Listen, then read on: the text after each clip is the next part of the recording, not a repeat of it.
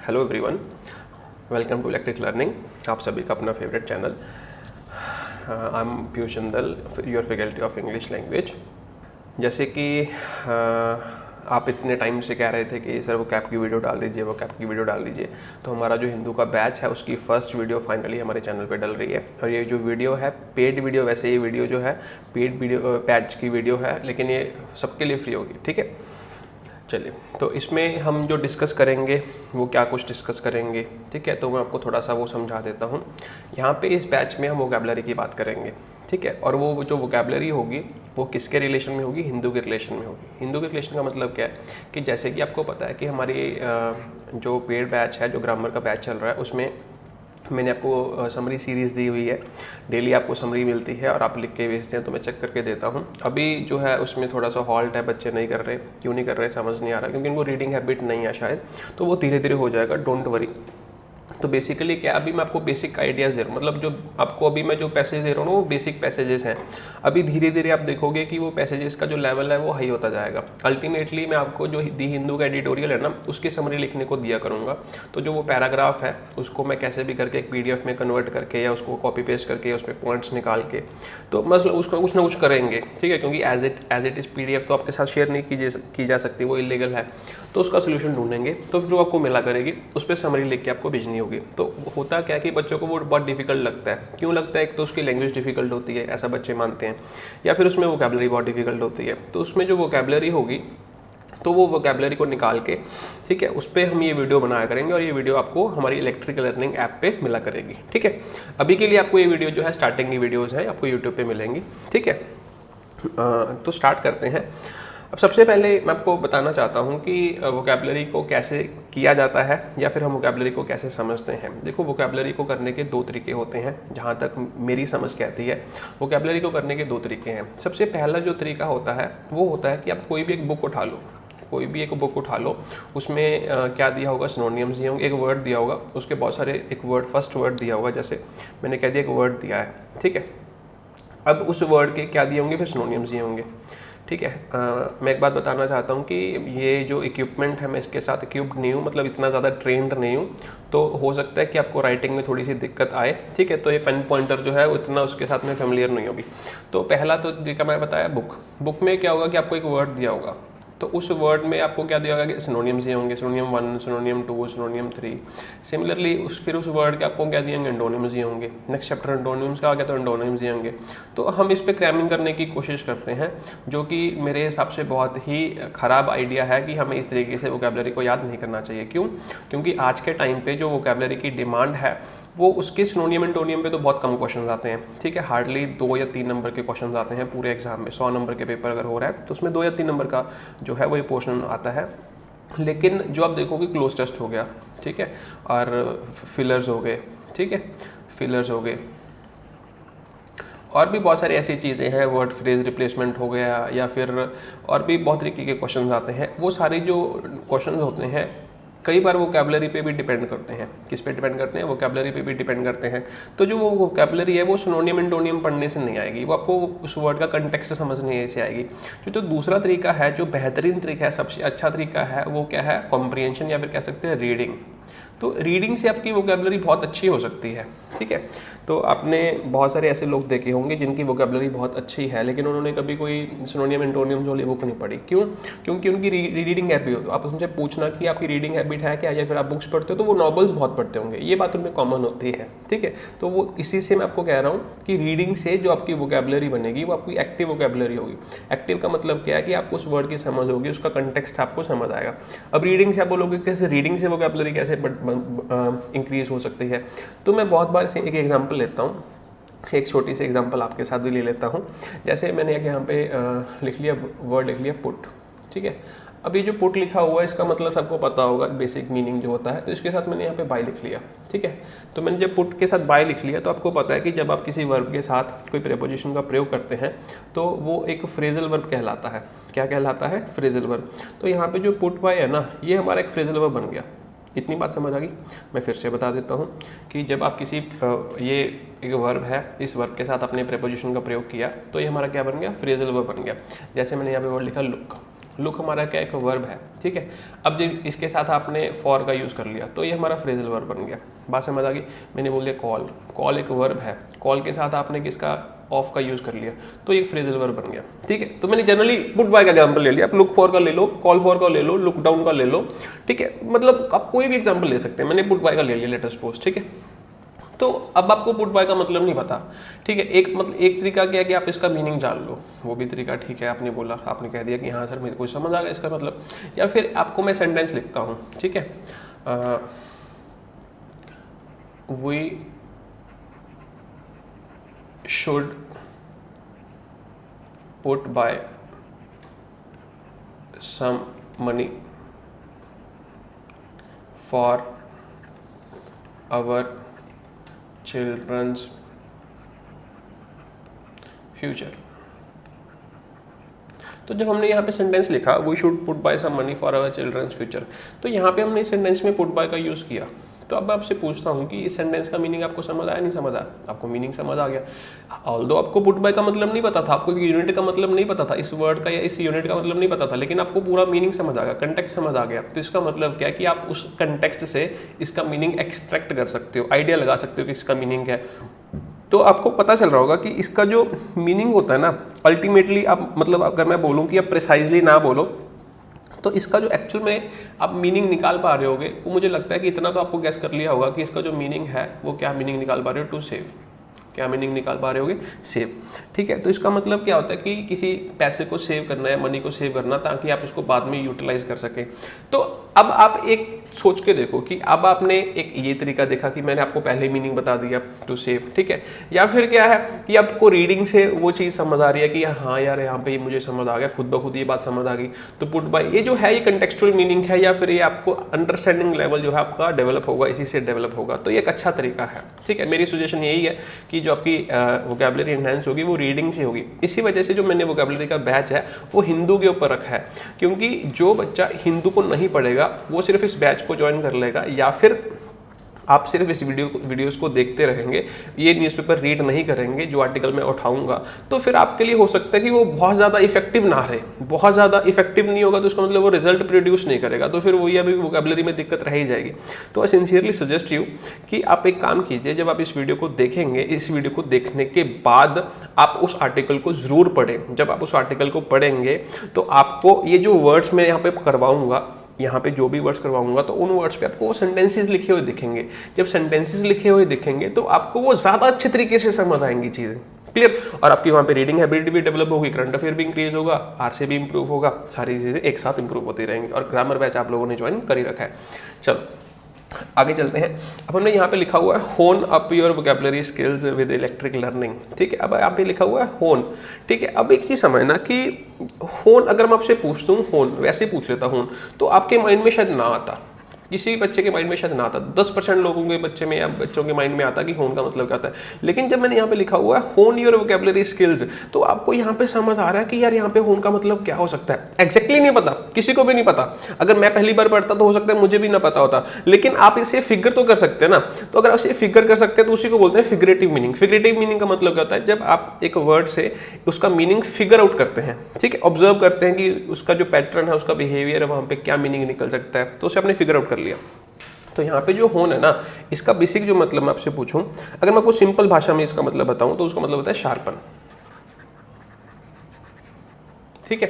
अब ये इसका मतलब ये शार्पन मीनिंग है। अब शार्पन के कंटेक्स्ट में और भी बहुत सारी चीज़ें हो सकती हैं, लेकिन एक्चुअल में जो होन का मीनिंग होता है वो क्या होता है कि किसी चीज़ को डेवलप करना, डेवलप एंड इम्प्रूव, ठीक है। तो इसका मतलब क्या है कि आप अपनी जो वोकैबुलरी स्किल्स हैं वो डेवलप करेंगे, ठीक है। डेवलप कीजिए किसके साथ? इलेक्ट्रिक लर्निंग के साथ, ठीक है। तो चलिए आगे थोड़ा सा मैं आपको बताता हूँ कि जो वोकैबुलरी है उसको कैसे पढ़ा जाता है या कैसे करना है। जैसे मैं यहाँ पे एक सेंटेंस या फिर मैं आपसे पूछूं, एक वर्ड लिख लेते हैं चलो, ठीक है। मास्टरी तभी होगी जब आप इस चीज़ को समझेंगे, ठीक है। अब ये नहीं है कि आप एक्सपेक्ट करो कि मैं एकदम से आपको 10-15 वर्ड्स करवा दूं या 50 वर्ड्स करवा दूं या एकदम से एक वीडियो में आपको सारा कंटेंट मिल जाए, ऐसा नहीं, टाइम लगेगा, ठीक है। तो होन अप योर स्किल्स का मतलब क्या होता है कि डेवलपमेंट होगी, वो पीरियड ऑफ टाइम के साथ होगी, मतलब टाइम लगेगा उस चीज़ को साथ साथ में, ठीक है। ऐसा नहीं है कि एक दिन में या एक वीडियो में या एक हफ्ते में हो जाएगा, नहीं, इट विल टेक टाइम, ठीक है। चलो अब जैसे मैंने यहाँ पे एक वर्ड लिख लिया, सॉरी ये मैंने वर्ड लिख लिया, वर्ड कुछ और लिखना था, जस्ट वेट। जो वर्ड लिखना है वो वर्ड हमारा है वो वर्ड हमारा है वर्क। हमने एक वर्ड लिख लिया वर्क, ठीक है। अब मैं आपसे पूछूं कि इसका मतलब क्या होता है, अब मैं आपसे बेसिक सवाल पूछूं कि इसका मतलब क्या होता है, तब आप बोलोगे हाँ सर इसका बेसिक मीनिंग, तो जो मीनिंग होता है वो काम होता है, वर्क का मतलब काम, ठीक है, बात खत्म हो गई। लेकिन जब आप कह दोगे कि वर्क का मतलब काम होता है, तो इससे एग्जाम पास नहीं होगा, ये एग्जाम के लिए रेलेवेंट नहीं है। अदरवाइज हो सकता है कि आपकी लाइफ में बहुत यूजफुल हो, बहुत अच्छी बात है, लेकिन एग्जाम के साथ इसका कोई रेलेवेंस नहीं है, ठीक है, क्योंकि ये चीज़ पूछी नहीं जाएगी। अब सपोज करो कि यहाँ पे मैं एक सेंटेंस लिखता हूँ, ठीक है, I work at night,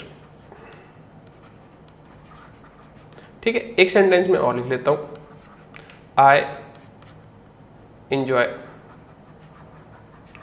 work, ठीक है। चलो माई वर्क लिख लो, आई इंजॉय माई वर्क, ठीक है। तो अब दो सेंटेंसेस लिखे, आप देखोगे दो सेंटेंसेस में दोनों में ही हमने वर्क वर्ड का यूज़ किया है, दोनों में ही किसका यूज़ किया है, वर्क वर्ड का हमने यूज़ किया है। तो हमने यहाँ पे इसका मतलब, दोनों का मतलब ये नहीं बोल दोगे कि काम है, काम है, ये नहीं बोलोगे आप, ठीक है। तो ये फिर वो मतलब वही बात हो जाएगी कि आप एग्जाम के लिए रेलेवेंस नहीं पढ़ रहे, ठीक है, रेलेवेंट नहीं पढ़ रहे।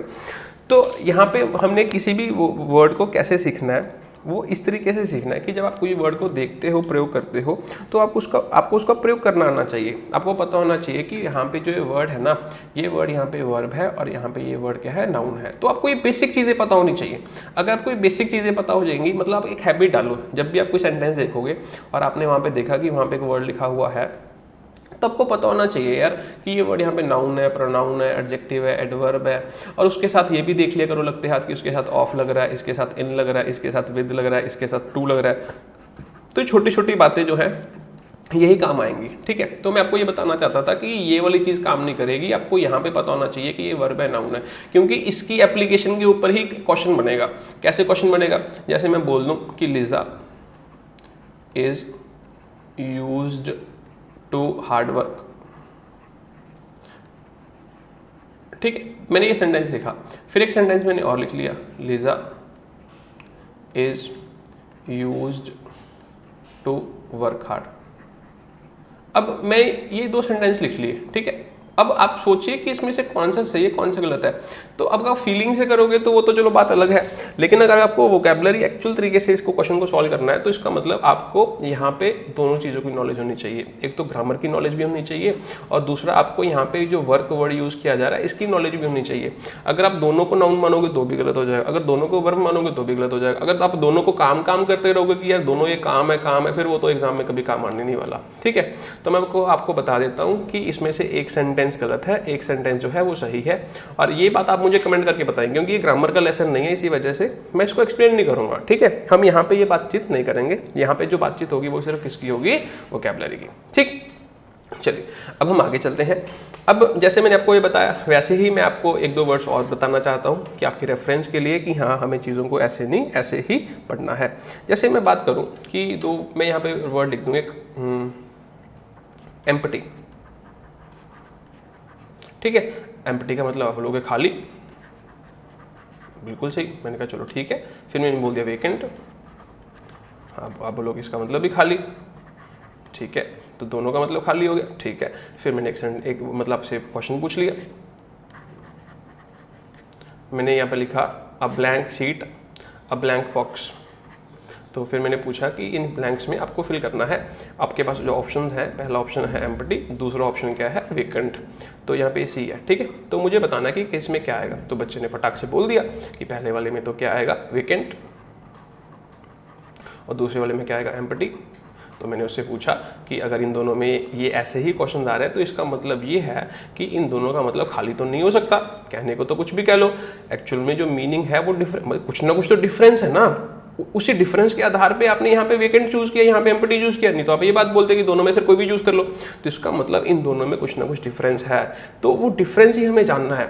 अब आप एक बात बताओ कि ये जो खाली मीनिंग हमने यहाँ पे लिखा ये काम किया या फिर ये कंटेक्चुअल मीनिंग काम किया? ये चीजें आपने कहीं ना कहीं पढ़ी होंगी तो ये काम आ गई। सिमिलरली जो वोकेबलरी है, अगर आपने उसका कंटेक्स्ट कहीं पे नहीं पढ़ा हुआ या फिर आपने उसका सेंटेंस कहीं पे नहीं पढ़ा हुआ तो फिर आपको वो इतना बेनिफिशियल नहीं होगा। ठीक है, इतना बेनिफिशियल नहीं होगा, मैं फिर से कह रहा हूँ। तो इस चीज़ का आपको ध्यान रखना है। ठीक है, बेसिकली मैं आपको थोड़ा सा आइडिया दे देता हूँ। जो एम्प्टी होता है, empty is related to container.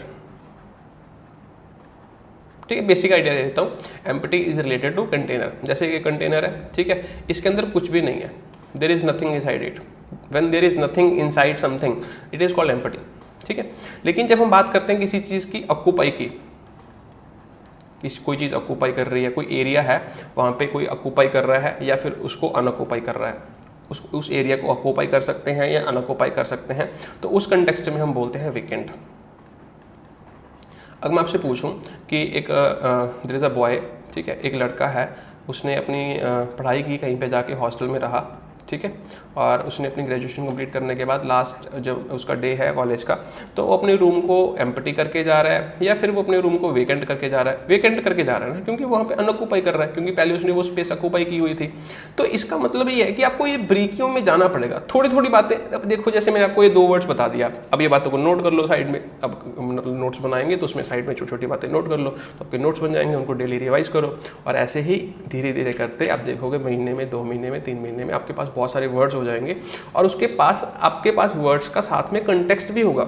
जब हम किसी चीज़ को लिंक करके पढ़ते हैं तो फिर वो जल्दी याद होती है या फिर हम उसको लॉन्गर टाइम तक रिटेन कर सकते हैं। क्लियर? चलो थोड़ा सा आगे चलते हैं। अब जैसे मैं आपसे एक सेंटेंस और लिख लेते हैं। चलो, मैंने यहाँ पे लिखा देयर, एक सेंटेंस लिखते हैं। चलो, can we make space for all the furniture. ठीक है, तो आप मुझे बताओ कि यहाँ पे जो ये लिखा हुआ है, सेंटेंस लिखा हुआ है, सही है गलत? ठीक है, तो इस सेंटेंस में अगर आप वोकैबुलरी की बात करोगे तो 2 ही वर्ड्स दिख रहे हैं, या तो फर्नीचर दिख रहा है या स्पेस दिख रहा है, तो इनके रिलेटेड ही क्वेश्चन होगा। तो फर्नीचर के रिलेटेड क्वेश्चन नहीं है, यहाँ पे स्पेस के रिलेटेड क्वेश्चन है। अब बात करते हैं स्पेस। ठीक है, जैसे मैं आपसे पूछूँ, छोटी सी बात है, मैंने यहाँ पे एक वर्ड लिख लिया स्पेस। ठीक है, तो यहाँ पे स्पेस वर्ड यूज़ करना सही है या गलत है? अब बताइए। टेक योर टाइम, मैं आपको 5 to 10 सेकेंड्स देता हूँ, आप अच्छे से सोचिए।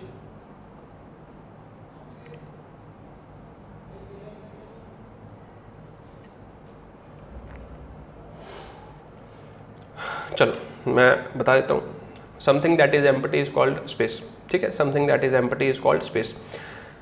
अब जैसे मैंने कह दिया कि ये 2 पोल्स हैं, इन 2 पोल्स के बीच में कुछ नहीं है, एम्प्टीनेस है, तो इसको हम स्पेस कह देंगे, बीच में इसको हम क्या कह देंगे? स्पेस कह देंगे।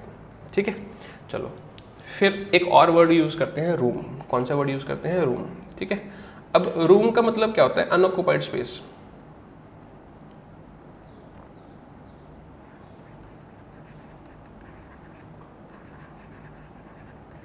that is available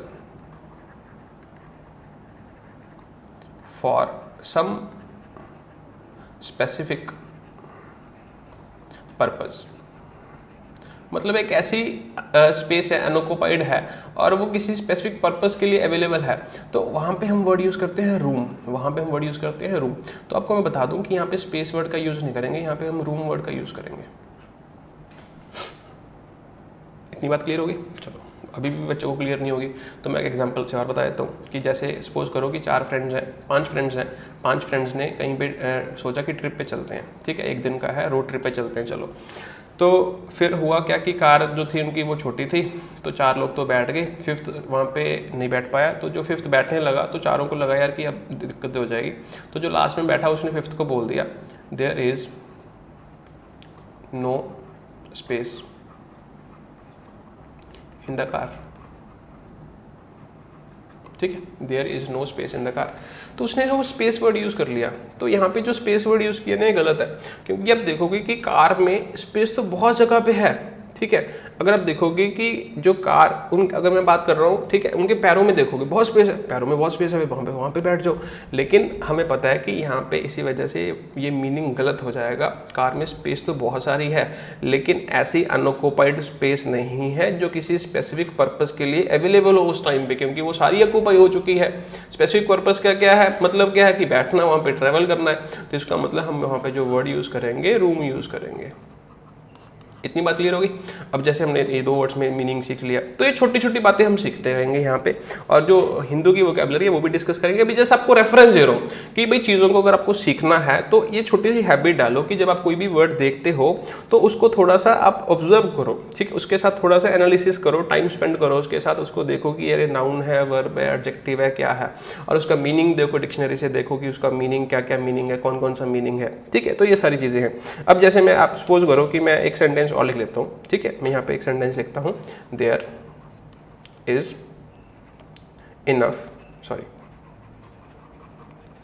enough room for 50 people in the hall. अब आप इस सेंटेंस से क्या समझ रहे हो? अगर आप इस लेक्चर से पहले ये सेंटेंस पढ़ते और इस लेक्चर के बाद ये सेंटेंस पढ़ रहे हो तो आप क्या समझ रहे हो? इनफ रूम का मतलब क्या है? इनफ रूम का मतलब क्या है कि 50 लोगों की सीट्स हैं वहाँ पे, 50 लोग जो हैं, उस हॉल की जो कैपेसिटी है वो 50 पीपल की है। इतनी बात क्लियर हो गई? ठीक है। अब होता क्या है कि हम किसी चीज़ को लेकर रिजिड नहीं हो सकते, वही हमारे चैनल का मोटो है, वही हमारे चैनल का टैग है, don't be so rigid while learning. तो यहाँ पे देखोगे आप कि अगर मैं एक सेंटेंस और लिखता हूँ, there is enough room for improvement. ठीक है, जैसे किसी बच्चे ने मेरे को समरी भेजी और मैंने उसको नीचे नोट में लिख के दे दिया, there is enough room for improvement. तो अब वो बच्चा इस सेंटेंस से क्या समझे? क्या अब यहाँ पे ये रूम का मतलब वो सेम रूम है कि जो यहाँ पे लिखा हुआ है? नहीं। अब हमने इस वर्ड का कंटेक्स्ट चेंज कर दिया, तो इसका मतलब यहाँ पे इसका मीनिंग भी डिफरेंट होगा। ठीक है, यहाँ पे जो इसका मीनिंग है ना, इस रूम का मीनिंग क्या है? स्कोप। स्कोप का मतलब अपॉर्चुनिटी कह सकते हो, कुछ भी कह सकते हो, मतलब अभी उसके पास अभी वो स्कोप है, उसके पास अभी वो बहुत इंप्रूव कर सकता है, मतलब अभी वो इम्प्रूवमेंट लायक है। आप कैसे भी समझ सकते हो। तो आप देख रहे हो कि कैसे एक वर्ड को हम किस किस तरीके से कैसे कैसे यूज़ कर सकते हैं। बात समझ आ रही है? अब एक एग्जाम्पल और करवाता हूँ, ठीक है, उसके बाद फिर हम हमारी क्लास पे आएंगे। हाँ, जस्ट वेट, मुझे इसका कर्सर नहीं मिल रहा। हाँ हाँ, एक सेकेंड। हाँ, तो अब जैसे मैं एक एग्जांपल लिखता हूँ,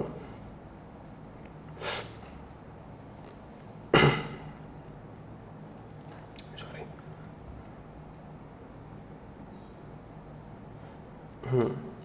यहाँ पे लिखते हैं ही सेज, ठीक है, he says that he has forgotten his wallet at home। जैसे हमने ये सेंटेंस लिखा, he says that he has forgotten his wallet at home।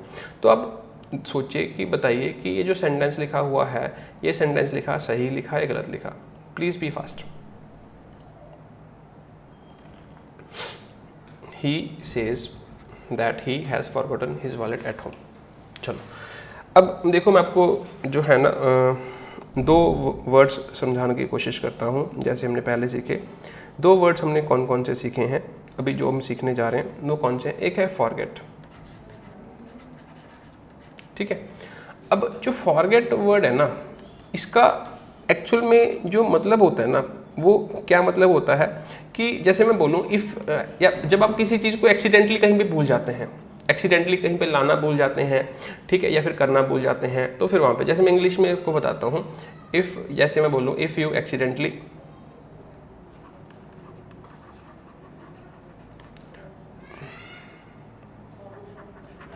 ठीक है, डिडंट ब्रिंग ये कह सकते हो, और टेक, डिडंट ब्रिंग और टेक समथिंग, मतलब आप अचानक से गलती से कुछ लेके आना भूल गए या कुछ साथ में लेके जाना भूल गए, तो उस केस में हम यूज़ करते हैं फॉरगेट वर्ब। उस केस में हम यूज़ करते हैं फॉरगेट वर्ब। जैसे फॉर एग्जांपल, जैसे मैं बोलूँ आई हैव फॉरगेटन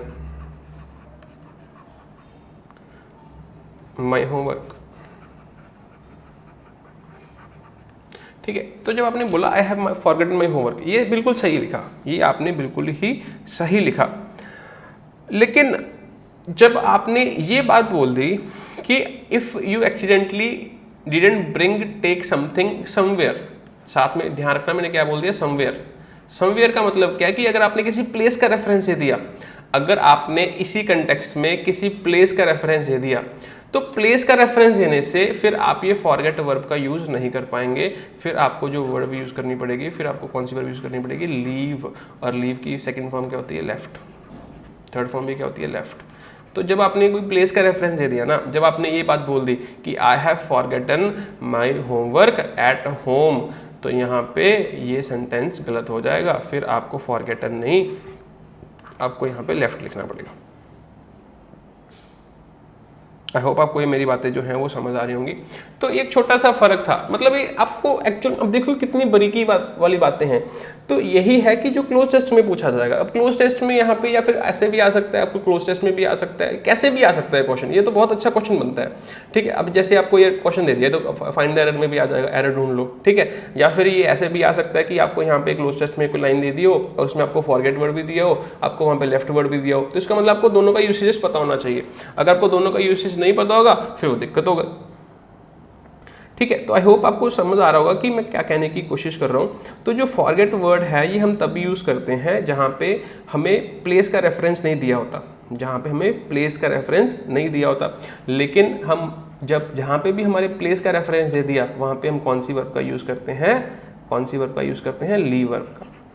क्लियर? ठीक। अब जैसे एक एग्जांपल और है, मैं वो एग्जांपल और देता हूँ आपको। चलिए,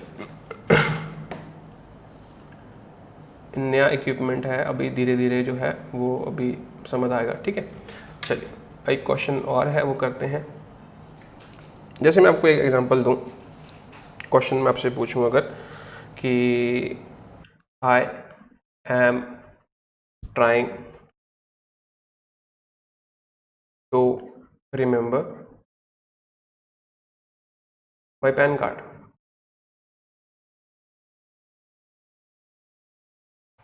ठीक है, तो हमने ये सेंटेंस लिख लिया, I am trying to remember my PAN card.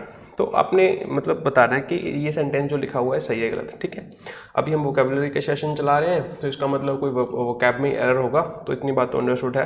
अगर एरर है तो वोकैब में ही है, अगर अदरवाइज नहीं है तो देखो यहाँ पे हमने क्या यूज़ किया है। एक हमने ट्राई वर्ड यूज़ किया है, एक हमने रिमेंबर वर्ड यूज़ किया है, एक हमने पैन कार्ड वर्ड यूज़ किया है। पैन कार्ड तो सही है, इसमें कोई दिक्कत नहीं है।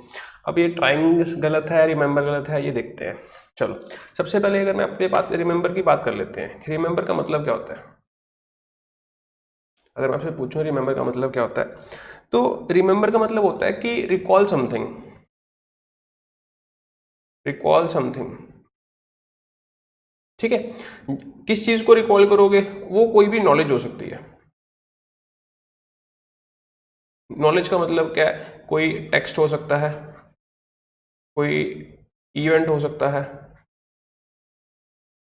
कोई भी पर्सन हो सकता है, कोई भी प्लेस हो सकती है। मतलब it can be any of these things, और भी एक्सेट्रा, और भी बहुत कुछ हो सकता है। मतलब जब आप किसी चीज़ को रिकॉल करते हैं, वो कोई नॉलेज, मतलब नॉलेज का मतलब कोई टेक्स्ट हो सकता है। ठीक है, टेक्स्ट का मतलब कोई डेट है, कोई नंबर है, जैसे पैन कार्ड यहाँ पे लिखा हुआ, कोई नेम है, कोई इवेंट हो सकता है, कोई पर्सन हो सकता है, कोई प्लेस हो सकती है, एक्सेट्रा एक्सेट्रा। तो ये सारी चीज़ों को रिकॉल करना है बेसिकली। रिमेंबर का मतलब क्या है कि अगर आपको मैं ज़्यादा डिटेल में बताऊं कि रिमेंबर का मतलब होता है something is in our mind. किसी अगर कोई किस चीज़ को रिकॉल करोगे, जो चीज़ पहले से हमारे माइंड में होगी, मतलब या तो वो हमारे माइंड में होगी सॉरी, या फिर वो हमारे माइंड में नहीं होगी। मतलब ये जो रिमेंबर वर्ड है ना, ये जो वर्ड है ये किसी स्टेट को रिप्रेजेंट कर रहा है। किसको रिप्रेजेंट कर रहा है? स्टेट को रिप्रेजेंट कर रहा है। अगर ये किसी स्टेट को रिप्रेजेंट कर रहा है तो इसका मतलब ये है कि ये कॉन्टिन्यूस में नहीं हो सकता।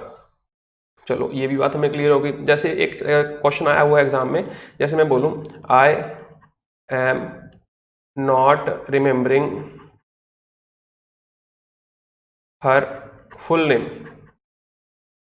ठीक है, ये क्वेश्चन आया हुआ है एग्जाम में। ठीक है, I am not remembering her full name.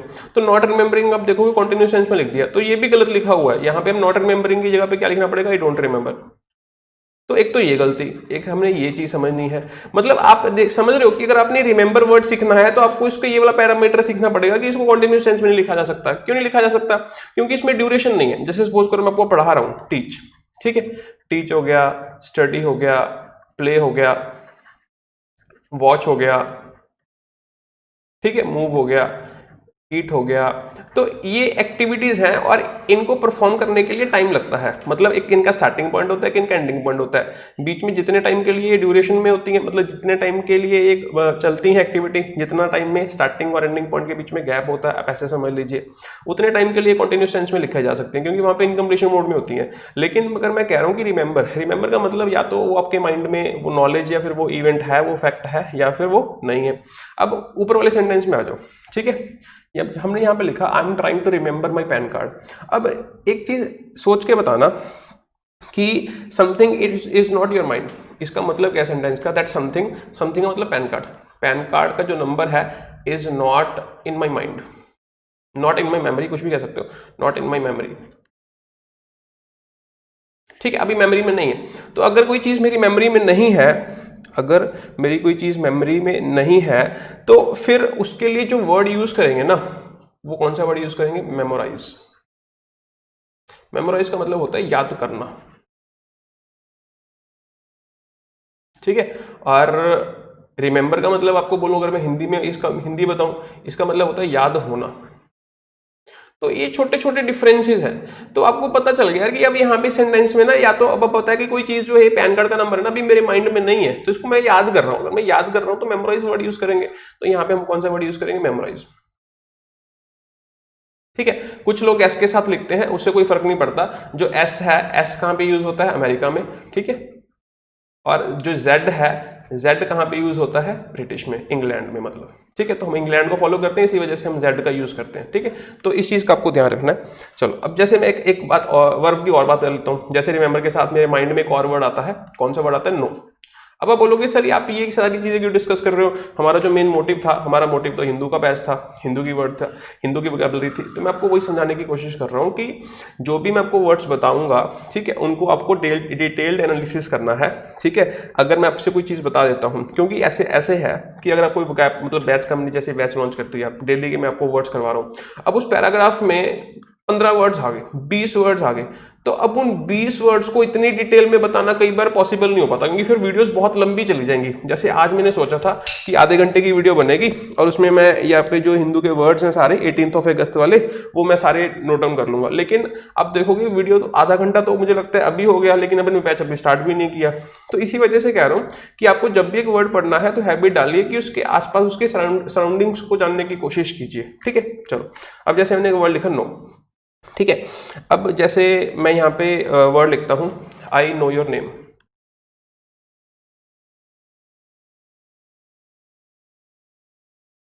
एक सेंटेंस और लिखता हूं, आई शैल, या फिर I will, I shall try to know your number. ठीक है, ये नंबर लिखा है, ठीक है, NUMBER। तो मैंने बताया कि मैं अभी क्यूब्ड नहीं हूं, मतलब मुझे अभी इसकी जो यूज कम करना आता है, तो धीरे धीरे आएगा। ठीक है, तो हमने यहाँ पे लिखा I shall try to know your number. अब नो वर्ब का मतलब क्या होता है? नो वर्ब का मतलब आप बोलोगे नो वर्ब का मतलब जानना होता है। ठीक है, चलो ठीक है, तो आपका मैं आपको 5 सेकंड देता हूँ, तो जल्दी से आप एक बार ट्राई कर लो कि आपको जो भी लगता है कि क्या आएगा वो बताओ फटाफट। अब आप कैसे बता सकते हो? कमेंट कर सकते हो, ठीक है, आप, या फिर जो चैट का ऑप्शन आ रहा है आप उसमें बता सकते हो, तो मैं आपको वहाँ पे रिप्लाई दूंगा। चलो, जैसे हमने पढ़ा रिमेंबर, जैसे हमने पढ़ा रिमेंबर, तो रिमेंबर भी जो थी ना, ये एक ऐसी वर्ब है जो हमारी मेंटल स्टेट को रिप्रेजेंट करती है। ये मेंटल स्टेट की वर्ब है। कौन से स्टेट की वर्ब है? Mental state. तो सिमिलरली आप देखोगे कि यहाँ पे जो नो वर्ब है ना, ये नो वर्ब भी हमारे मेंटल स्टेट की वर्ब है। ठीक है, अब नो वर्ब का मतलब क्या है? मतलब to have some information in your mind या in your memory, to have some information in your memory. तो नो वर्ब का मतलब भी यही है। तो अब मुझे बताना है कि सेकंड सेंटेंस में जहां मैंने लिखा हुआ है try to know your number, तो ये सही लिखा हुआ है या गलत लिखा हुआ है? चलो अब मैं बताने की कोशिश करता हूं। ठीक है, जब हमने बोला कि नो, ठीक है, नो का मतलब है जानना। ठीक है, लेकिन पहले सेंटेंस में मैं तुम्हारा नाम जानता हूं। अब मैं हिंदी की बात करूं, आप हिंदी में समझ लीजिए। तो पहले सेंटेंस का मतलब मैं तुम्हारा नाम जानता हूं। ठीक है, लेकिन सेकंड सेंटेंस में आप नेम जानते नहीं हो। इसका मतलब ये जो इन्फॉर्मेशन अभी आपके माइंड में नहीं है। तो मैं आपको वही बता रहा हूं कि ये जो रिमेंबर है, ये नो है, जैसे मैंने बताया कि ये ऐसी वर्ब है जो किसी स्टेट को रिप्रेजेंट करती है। स्टेट का मतलब क्या है कि उसमें नो मोशन नहीं है। मोशन होता तो फिर तो एक्टिविटी बन जाती। फिर तो जैसे ईट बोला मैंने, इसमें मोशन है। अगर ये मोशन में है तो इसका मतलब ये कॉन्टिन्यूस टेंस में जा सकती है। ठीक है, तो लेकिन ये नो वर्ब मोशन नहीं शो करती। इसी वजह से यहाँ पे हमें एक ऐसी वर्ब चाहिए जो मोशन शो करेगी, क्योंकि यहाँ पे जो हमें मीनिंग चाहिए, आप ये कह सकते हो कि मुझे वो नंबर क्या करना है? फाइंड आउट करना है। तो इसी वजह से यहाँ पे आप नो वर्ब की जगह पे क्या वर्ड यूज करोगे? Find out. ठीक है, फाइंड आउट का मतलब क्या होता है? To discover, to explore. तो ये छोटी छोटी बातें, अब ये क्लोज टेस्ट में कहीं भी कैसे भी आ सकता है। तो ये आप मतलब एक इजी वर्ड्स बता रहा हूं आपको। ठीक है, कि ऐसी ऐसी चीजें आपको सीखनी है कि आपको वोकैबुलरी का मतलब क्या है, कि आपको इन चीजों के ऊपर काम करना है कि एक वर्ड का प्रयोग कैसे किया जा सकता है। इसी तरीके से आप किसी भी वोकैबुलरी, किसी भी लैंग्वेज की वोकैबुलरी पे मास्टरी कर सकते हो, आप उनका वर्ड्स का यूसेजेस समझ के। लेकिन अगर आपको उनका यूसेजेस नहीं पता या यूसेज नहीं पता वर्ड का, तो अगर आपको सिर्फ उसकी हिंदी पता है तो फिर आप गलत तरीके से वोकैबुलरी को क्या कर रहे हो? लर्न कर रहे हो। ठीक है, जैसे मैं एक सेंटेंस और लिखता हूं।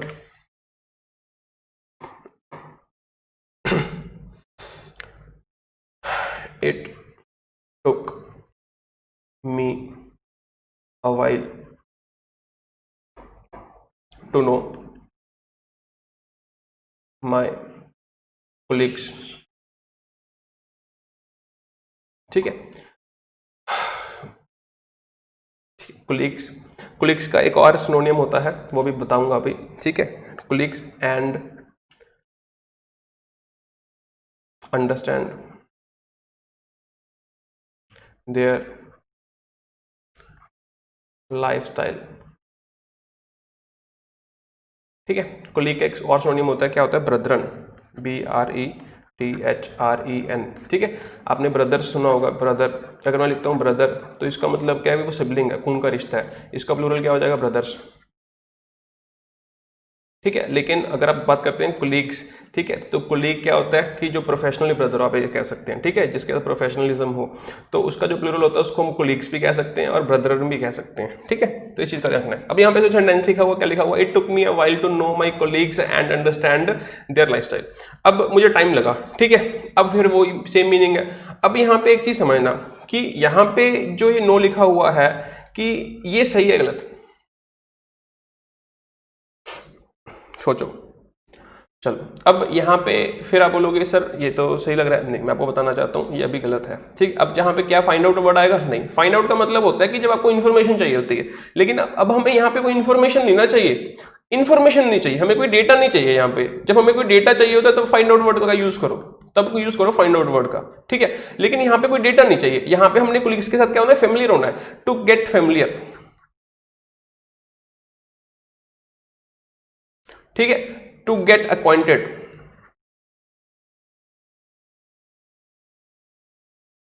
आपने सुना होगा अक्वाइंटेड फैमिलियर का मतलब क्या होता है? To get to know. तो यहां पे हम लिखेंगे टू नो नहीं, क्या लिखेंगे? To get to know. जब हम गेट टू नो का वर्ड यूज करते हैं तो इसका मतलब होता है किसी चीज के साथ फैमिलियर होना या किसी पर्सन के साथ फैमिलियर होना, या फिर टू गेट अक्वाइंटेड भी कह सकते हो। टू गेट अक्वाइंटेड का मतलब भी सेम होता है, to get familiar with something और समबडी। ठीक है, तो आपको मतलब ये छोटी छोटी चीजें जाननी है, तो आप समझ रहे हो कि कहाँ पे आपको नो वर्ब यूज करनी है, कहाँ पे आपको फाइंड आउट यूज करना है, और कहाँ पे आपको गेट टू नो यूज करना है। तो ये छोटे छोटे जो है, ये छोटी छोटी बातें जो है, ये आपको कंटेक्स्ट सिखाएगा और इनकी वर्ड्स की प्रयोग की समझ सिखाएगी। आपको प्रयोग पता होना चाहिए कि इसका प्रयोग कहाँ पे करना है, इसका कहाँ पे करना है। आगे चलते हैं। जैसे मैं अभी हमने फाइंड आउट वर्ड किया, तो फाइंड आउट से ही मेरे माइंड में एक और वर्ड आया, जैसे मैं यहां पे लिखता हूं सर्च। ठीक है, सॉरी, ठीक है। अब हमने सर्च वर्ड लिखा। अब जैसे मैं एक सेंटेंस, एक और वर्ड आपने सुना होगा, सर्च फॉर। सर्च फॉर, अब मैं आपसे पूछूं कि सर्च कहां पे यूज करेंगे, सर्च फॉर कहां पे यूज करेंगे, तो इन दोनों में क्या डिफरेंस है। तो ये छोटी छोटी बातें भी पता होनी चाहिए। जैसे मैं सेंटेंस लिखता हूं, अब देखना, द फैमिली सर्च, ठीक है, ब्लैंक डाल रहा हूं, द ओल्ड मैन एवरीवेयर। ठीक है, नेक्स्ट, चलो द ओल्ड, मैं आपको है ना इजी कर देता हूँ थोड़ा सा ये सेंटेंस जो है। ओल्ड मैन छोड़ो, आप एक काम करो, यहाँ पे लिख लो,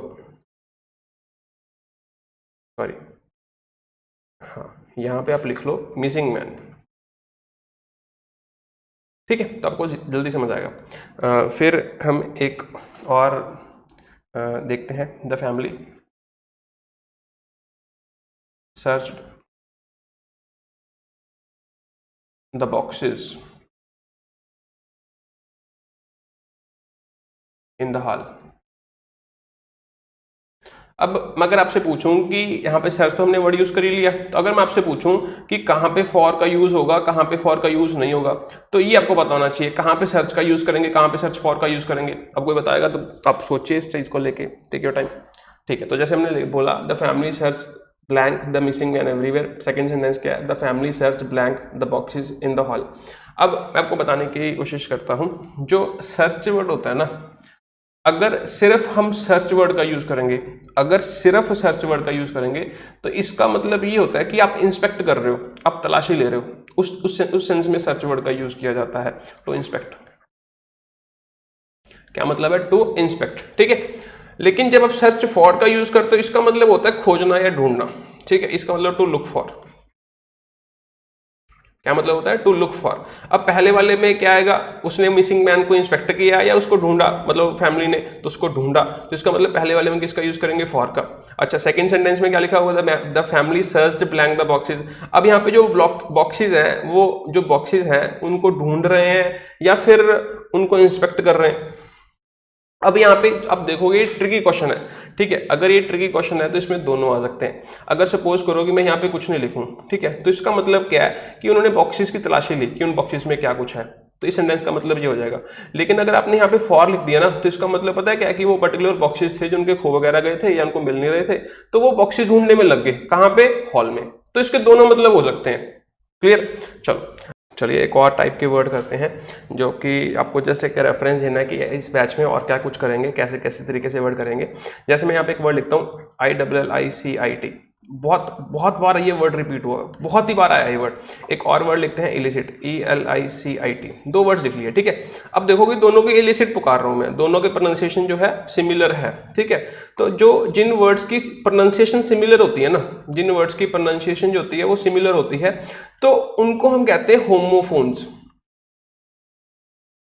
क्या कहते हैं, होमोफोन्स। तो होमोफोन्स का, फोन का मतलब क्या होता है, फोन का मतलब साउंड, फोन का मतलब क्या होता है, साउंड। होमो का मतलब क्या होता है, सिमिलर। तो होमोफोन्स का मतलब ऐसे वर्ड्स जिनकी साउंड सिमिलर है। जैसे मैं आपको एक और वर्ड लिखूं, पोर, POUR, PORE।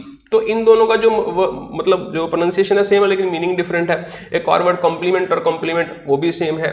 ठीक है, तो वही एमिनेंट, एमिनेंट, तो वो दोनों की साउंड जो है वो सेम है, लेकिन मीनिंग में डिफरेंस है। तो ऐसे वर्ड्स हम करेंगे। अब इनको देख लेते हैं फटाक से कि इनका क्या मतलब होता है। एक्चुअल में इलिसिट का मतलब, आई वाले का मतलब होता है illegal, that something is not moral, जो समथिंग इज इलीगल। ठीक है, बैड। इलिसिट ई से इसका मतलब होता है to get response. Get response, to get information, अब कुछ भी कह सकते हैं, ठीक है। कैसे याद रखेंगे? आई से याद रखो आई, इलीगल, और ई से याद रखो एक्सट्रैक्ट। कौन सा वर्ड याद रखोगे? एक्सट्रैक्ट, याद रह जाएगा, ठीक। एक्सट्रैक्ट में अगर आप वर्ड को ध्यान से देखोगे ना, EXTRACT, ये जो है ना एक रूट वर्ड है। कौन सा वर्ड है? Root word. रूट वर्ड का मतलब जो इस रूट वर्ड का मीनिंग है ना, बेसिक एसेंस है जो इसका, वो सभी वर्ड्स में आएगा जिसमें ट्रैक्ट वर्ड यूज हो। तो ट्रैक्ट वर्ड का बेसिकली जो रूट वर्ड होता है, इसका मतलब होता है ना खींचना किसी चीज को, टू पुल। तो पुल क्या क्या चीज पुल कर रहे हैं हम यहाँ पे? रिस्पॉन्स। क्या चीज पुल कर रहे हैं हम यहाँ पे? इन्फॉर्मेशन। ऐसे याद नहीं रहेगा तो ऐसे याद रहेगा कि ट्रैक्टर तो याद रहेगा। कौन सा वर्ड याद रहेगा? ट्रैक्टर। ट्रैक्टर का काम भी क्या होता है? खींचना किसी चीज को। अट्रैक्ट, कौन सा वर्ड याद रहेगा? अट्रैक्ट। कॉन्ट्रैक्ट, कंट्रैक्ट का मतलब सुंगड़ना, ठीक है। तो मतलब जो चीज खींची जा रही है उसको हम कहते हैं इलिसिट, मतलब एक्सट्रैक्ट। और एक्सट्रैक्ट से आप क्या याद रखोगे? ई वाला इलिसिट, उसका मतलब इंफॉर्मेशन हासिल करना, ठीक है। अब जैसे मैं आपसे ऑप्शन जो है सेंटेंसेस चलो बाद में डिस्कस करेंगे, अभी मैं आपको जस्ट एक आइडिया दे रहा हूँ कि किस तरीके से वर्ड्स को करना चाहिए या किस तरीके के वर्ड्स हम बैच में डील करेंगे। और अभी जैसे मैंने बोला कि ये वाला जो इलिसिट है ना, इसका मतलब इंफॉर्मेशन हासिल करना है। तो एक ऐसा वर्ड जिसका मतलब होगा इंफॉर्मेशन देना, अप्राइज। ये वर्ड माइंड में आ गया। अप्राइज का मतलब क्या होता है? To provide information. To provide कह सकते हैं, टू गिव कह लो, टू गिव इंफॉर्मेशन, इन्फो लिख रहा हूं, ठीक है। तो जब आप इंफॉर्मेशन देते हैं किसी को, उसका मतलब होता है अप्राइज। जैसे मैं बोलूं दे वर अप्राइज्ड, APPRISED, अप्राइज्ड ऑफ द सिचुएशन। मतलब जो भी सिचुएशन होने वाली थी उनको वो इन्फॉर्मेशन थी, मतलब दी गई थी। अब आप बोलोगे कि यहाँ पे इसका मतलब दी गई थी, तो यहाँ पे ये वर्ब पैसिव यूज हुई है, ये चीज का ध्यान रखना, ठीक है। तो ग्रामर भी इंपॉर्टेंट रोल प्ले करती है। मतलब ये इन्फॉर्मेशन देने वाला कोई और था, दे अप्राइज्ड बाय अस। मैं यहाँ पे अस लिख लेता हूँ, तो इसका मतलब हमने इन्फॉर्मेशन दी थी। तो एक्टिव सेंटेंस क्या बन जाएगा? We apprised them about the situation, या फिर ऑफ द सिचुएशन, तो वो एक्टिव सेंटेंस हो जाएगा, ठीक है। तो अप्राइज का मतलब होता है तो इन्फॉर्मेशन देना। इलिसिट, ई वाले का मतलब होता है इन्फॉर्मेशन लेना। और इसी से फिर एक और वर्ड माइंड में आता है, अप्रेज। सॉरी, यहां पे लिखते हैं APPRAISE। तो ये अप्रेज का मतलब क्या होता है? इसका मतलब होता है प्रशंसा करना, ठीक है, कॉम्प्लीमेंट्स देना, कॉम्प्लीमेंट्स। ऐसे ही एक वर्ड माइंड में आ गया, कॉम्प्लीमेंट। कॉम्प्लीमेंट ये वाला, इसका क्या मतलब होता है? अगर मैं बोलूं कि ई वाले का मतलब क्या होता है? COMPLY, इसका मतलब क्या होता है? COMPLE, इसका मतलब क्या होता है? तो इनमें भी डिफरेंस पता होना चाहिए। अब मैं आपसे और वर्ड्स की बात करूं, कन्फर्म। कन्फर्म का मतलब क्या होता है? CONFORM, इसका मतलब क्या होता है? तो ये सारे वर्ड्स भी हम जो है डेली एक आधा वर्ड जो है डिस्कस किया करेंगे, ठीक है। आज जो है हम ज्यादा इसमें डिटेल में नहीं जाएंगे, तो हम टाइम नहीं वेस्ट करेंगे। अब हम चलते हैं हमारी हिंदू की वोकैबुलरी पे, जो हमारे 18 अगस्त का, ठीक है, 18 अगस्त का जो हमारा एडिटोरियल था, एंड ऑफ रन, जिसमें धोनी जी के बारे में बताया गया है, ठीक है। उनके ऊपर आर्टिकल आया है, उन्होंने रिटायरमेंट ले ली इंटरनेशनल क्रिकेट से, तो उसके ऊपर जो आर्टिकल है। तो सबसे पहला वर्ड जो इसमें हमने यूज किया है, इसमें है लेटर। कौन सा वर्ड है? लेटर। अब जो ये लेटर वर्ड है ना, ठीक है, एक वर्ब है, ये क्या है? एक वर्ब है। और एक चीज आपको ध्यान रखनी है कि बहुत सारे ऐसे वर्ड्स होते हैं जो वर्ब भी होते हैं, नाउन भी होते हैं। बहुत सारे ऐसे वर्ड्स होते हैं, जैसे हमने स्टार्टिंग में, आपको अगर याद हो कि हमने एक वर्ड किया था, वर्क किया था ना, वर्क। तो जो वर्क था वो नाउन भी था, वो वर्ब भी था। कैसे डिसाइड करेंगे? कंटेक्स्ट डिसाइड करेगा। कंटेक्स्ट बताएगा कि वो जो वर्ड है नाउन है या वर्ब है। इसके लिए थोड़ी सी ग्रामर आनी चाहिए, बेसिक्स आने चाहिए, वो हमारे चैनल पे पढ़े हैं, ठीक है। चलो, जो लेटर है ये वर्ब है, इसका मतलब होता है गंदगी फैलाना, ठीक है। या फिर आप कहते हो कि मतलब किसी चीज गंदगी फैलाना। अब मैं बात करता हूँ लेटर नाउन की। किसकी बात करता हूँ? लेटर नाउन की। अब जो ये लेटर नाउन होता है, इसका मतलब होता है गंदगी, जो कूड़ा करकट होता है, जो चीज़ें बच जाती हैं, प्लास्टिक की बॉटल्स हो गई, या फिर जो हमारे पॉली बैग्स हैं वो बच गए, तो उन सारी चीज़ों को मिला के नाम लेटर कहते हैं। क्या कहते हैं? लेटर कहते हैं। मैं क्या कह सकता हूँ? Small pieces of rubbish. अगर मैं सिंपल भाषा में बोलूँ, small pieces of rubbish, small pieces of rubbish, RUBBISH, ठीक है। रबिश क्या क्या चीजें हो सकती है उसमें? पेपर हो सकता है, ठीक है, उसमें कैन्स हो सकते हैं, उसमें बॉटल्स हो सकती हैं, मतलब जो भी चीज़ें हैं, मतलब जो भी हम पब्लिक प्लेसेस पे आप लेते हो, कभी किसी स्टेशन पे ले लिया, कभी कहीं आप घूमने जा रहे हो, वहाँ पे खाने पीने का कुछ मान लिया, तो जो भी वो ट्रैश होता है, ठीक है, तो आप जो फेंक देते हो तो उस चीज़ को कहा जाता है लिटर। इतनी बात समझ आ गई सबको? ठीक, तो पता चल गया क्यों कहते हैं। अब जैसे मैं एक सेंटेंस बनाऊं लिटर नाउन पे, ठीक है, ध्यान से देखना सेंटेंस क्या है। There will be fines, fine लगेगा भाई, fines for those who drop litter. ये अच्छा तरीका है कहने का भाई। हम कहते हैं कि गंदगी फैलाते हो तो बहुत अच्छा है, हु ड्रॉप लिटर, आप ऐसे कह सकते हैं, ठीक है। राइटिंग को इग्नोर करना, जो आप सुन रहे हो, आप नोट्स बना रहे हो, बहुत अच्छी बात है, ठीक है, धीरे धीरे इंप्रूव होगी। मैं फिर से कह रहा हूँ, अगर आप राइटिंग के बेसिस पे पीछे बैठे इंसान को जज कर रहे हो, ठीक है, तो फिर आपका IQ लेवल बहुत लो है, ठीक है। तो मैं यहाँ पे इसके साथ इक्विप्ड नहीं हूँ, मुझे इतना नहीं लिखना आ रहा है इस पर, तो मैं वो छोटी सी बात है। राइटिंग मेरी वैसे भी थोड़ी ठीक ठीक है, लेकिन यहाँ पे एग्जीक्यूट हो रही है, ठीक है, इतनी भी गंदी नहीं है जहाँ पे ये दिखा रहा है जो आपको पीसी। चलो, तो हमने क्या बोला, there will be fines for those who drop litter, तो उनको फाइन लगेगा भाई जो यहाँ पे गंदगी फैलाएंगे, ठीक है। अब लिटर एज अ वर्ब, अब इसका वर्ब का मतलब क्या हो जाएगा, गंदगी फैलाना, एक्शन। भाई लिटर जो है इसमें मोशन आ जाएगा, एक्टिविटी होगी, तो जब इसमें मोशन आ गया तो इसका मतलब इस काम को किया जाएगा, ठीक है। तो इसको हम क्या कह सकते हैं, to spread around a place, to spread litter around a place, ठीक है। जैसे मैं बोलूं टू स्प्रेड लिटर, या टू स्प्रेड, अब लीटर वर्ड नहीं यूज करेंगे फिर नहीं समझ आएगा, टू स्प्रेड ट्रैश या फिर रबिश थिंग्स, रबिश, ठीक है, ब्रैकेट में ये सारी चीजें, पेपर वगैरह वगैरह, ठीक है, around a place, around a place, ठीक है। मेकिंग इट अनटाइडी, अब अनटाइडी नया वर्ड आ गया, टाइडी का मतलब अच्छा, अनटाइडी का मतलब बुरा। नीट एंड क्लीन कहते हैं ना, तो वो टाइडी होती है, अनटाइडी का मतलब जो बुरा होता है उसको कहते हैं।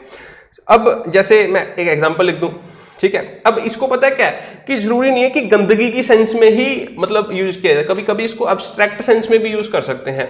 जैसे अब मैंने आपको जो माइंड में इमेज डाल दी, वो क्या इमेज डाल दी, गंदगी वाली इमेज डाल दी, कहीं बाहर जाते हैं तो वहां पे लिटर फैलाते हैं वगैरह वगैरह, तो हम इस सेंटेंस को इस तरीके से भी यूज कर सकते हैं। देखो आप लैंग्वेज की ब्यूटी को, जैसे मैं बोलूं piles of the books and newspapers littered the floor। अब यहां पे आप मतलब ये नहीं कह सकते यार कि ये गंदगी है, ठीक है, मतलब वो एम्बियंस, वो गंदगी वाला एम्बियंस है, वो नहीं कह सकते। लेकिन हाँ, यहाँ पे इसका लिटर का मतलब ये है कि वहां पे वो स्प्रेड की हुई है फ्लोर पे, ठीक है। तो आप इसका मतलब बेसिकली यहाँ पे जो मतलब यूज हुआ है लिटर का, ठीक है, यहाँ पे मतलब क्या हुआ, स्प्रेड, ये मतलब कह सकते हो। या फिर एक और बहुत अच्छा वर्ड मेरे को याद आ रहा है, स्कैटर, स्कैटर वर्ड यूज कर सकते हो। और एक चीज को और ध्यान रखना, माइंड में एक और चीज आती है कि जो स्कैटर होता है इसकी सेकंड फॉर्म और थर्ड फॉर्म तो स्कैटर्ड होती है, लेकिन जो स्प्रेड वर्ड होता है इसकी first form, second form and third form same होती है, स्प्रेड स्प्रेड स्प्रेड। अगर मुझे यहाँ पे सेकंड फॉर्म हमने यूज की लिटर, लेकिन अगर मुझे इसकी जगह पे स्प्रेड वर्ड यूज करना पड़े तो मुझे यहाँ पे स्प्रेड वर्ड यूज करना पड़ेगा, स्प्रेडेड मत यूज कर लेना, तो गलत हो जाएगा, ठीक है। तो आई होप आपको ये चीज समझ आ गई होगी। अब जो हमारे पैसेज में वर्ड यूज हुआ है, ये तो मैंने बेसिक मीनिंग बताया आपको, ठीक है, मैंने वो बताया था कि वर्ड की सराउंडिंग्स को जानने की कोशिश कीजिए, लेकिन जो मीनिंग पैसेज में यूज हुआ है वो एक और मीनिंग है। वो कौन सा मीनिंग है, जब लीटर को यूज किया जाता है इस तरीके से, देखो किस तरीके से, LITTERED, लिटेड विद समथिंग। जब आप इस तरीके से वर्ड को यूज करते हैं, बी रिलेटेड विद समथिंग, ये वर्ड इसी तरीके से यूज होता है। तो इसका मतलब क्या है, बी रिलेटेड विद समथिंग का मतलब क्या, गंदगी से भरा हुआ होना, ठीक है। ये पैसिव वर्ब है। अगर आप, जो बच्चे ने मेरा ग्रामर का बैच लगाया है उसको पता होगा, ये कहीं से भी पढ़ा है, किसी भी टीचर से पढ़ा है कि बी प्लस जब भी आप वर्ब की थर्ड फॉर्म यूज करते हैं तो ये पैसिव वर्ब बनती है। तो यहाँ पे बी प्लस यहाँ पे थर्ड फॉर्म यूज किया है, पैसिव वर्ब है, विद समथिंग। अब विद क्यों यूज किया, क्योंकि विद हम यूज करते हैं इंस्ट्रूमेंट्स के लिए, ये भी आपको पढ़ाया हुआ है। जैसे मैं आपको बोलूं I am writing with a ball pen, तो यहाँ पे विद क्यों यूज किया हमने, क्योंकि पेन को, इंस्ट्रूमेंट को इंट्रोड्यूस करना था। तो जब भी किसी टूल को, किसी इंस्ट्रूमेंट को इंट्रोड्यूस करना हो उसके लिए हम यूज करते हैं विद, ठीक है। जैसे अब यहाँ पे अगर मैं सेंटेंस की बात करूं, इसका एक्चुअल में मतलब क्या है मैं बता देता हूं कि अगर मैं आपको इंग्लिश में मतलब बताऊं, टू कंटेन और involve a lot of lot of something that is bad, something that is bad. ठीक है, आप ये कह सकते हैं। अब जैसे मैं आपसे मतलब अब बैड का मतलब इवल मत समझ लेना, ठीक है। अब यहाँ पे सेंटेंस जब पता क्या होता है, जब तक आप किसी वर्ड का सेंटेंस नहीं, मैंने वही बात सेम कि जब तक आप सेंटेंस नहीं पढ़ोगे तब तक आपको उसका एक्चुअल में मतलब नहीं समझ आएगा। अब आपने एब्स्ट्रैक्ट मीनिंग तो समझ लिया, लेकिन इसको कंक्रीट तभी कर पाओगे अगर आपने इसका सेंटेंस पढ़ा होगा। तो सेंटेंस में अगर बोलूँ कि भाई सपोज करो कि आप समरी राइटिंग लिखते हो, अब जो डेली बच्चे हैं, जो बच्चे बैच में हैं, तो अब वो बच्चे मुझे जो है ना समरी लिख के भेजते हैं, तो मैं उनको एक सेंटेंस लिख के भेजता हूं, उनके लिए स्पेशली डेडिकेट कर रहा हूं योर ऐसे या फिर योर पैराग्राफ या फिर योर समरी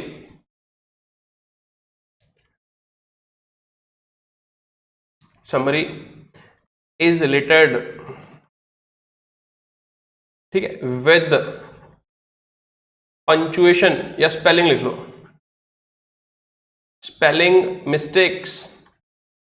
इसका मतलब क्या है कि भाई तुम्हारा ये समरी है ना, ये इस चीज से भरा हुआ है, तो इसको हमने मतलब नेगेटिव सेंस में लेना है। इज रिलेटेड विद का मतलब हमने बोला ना टू समथिंग इवल बैड, मतलब इवल का मतलब क्या है कि जब हम नेगेटिविटी की चीज की बात करते हैं, लेकिन यहाँ पे वो इवलनेस की बात नहीं हो रही, यहाँ पे जनरली के कहा जा रहा है कि तुम्हारी इसमें गलतियां हैं भाई, इसको सुधार लो, इसमें स्कोप है इंप्रूवमेंट का। ठीक है, तो स्कोप के लिए कौन सा वर्ड यूज किया था हमने थोड़ी देर पहले ही, कौन सा वर्ड यूज किया था, रूम। आई होप आपको ये बातें जो है क्लियर हो रही होंगी। ठीक है, चलो नेक्स्ट वर्ड जो है, ठीक है, ये है किन। अब इसका मतलब क्या होता है, आपने एक वर्ड सुना होगा लाइक, ठीक है, ठीक। जो लाइक है ना, ये हमारी एक वर्ब है, लाइक जो है ये हमारी एक वर्ब है, इसका मतलब होता है पसंद करना। लेकिन लाइक जो है इसका मतलब सिमिलर भी होता है, I am not like you, he is like me. तो जब आपने बोला कि आई लाइक यू, तो इसका मतलब तो मैं तुम्हें पसंद करता हूं, टू लाइक, एक्चुअल में इसका मतलब यही है, टू लाइक या फिर टू अडोर या टू एडमायर।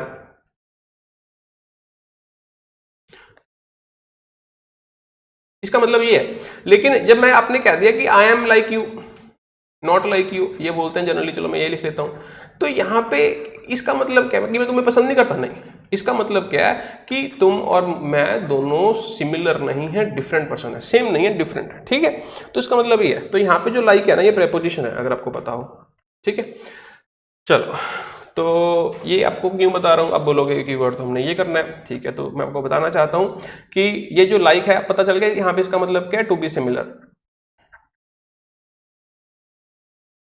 विद somebody को मैं SMB लिखूंगा और समथिंग को मैं STH लिखूंगा। अगर आप कोई अच्छी किताब पढ़ते हैं तो आपको पता होगा कि इसको ऐसे लिखता है, इसकी एब्रीवेशन ही होती है। ठीक है, तो जो लाइक है ना, लाइक से हम एक और वर्ड बनाते हैं, कौन सा, अलाइक। कौन सा बनाते हैं, अलाइक।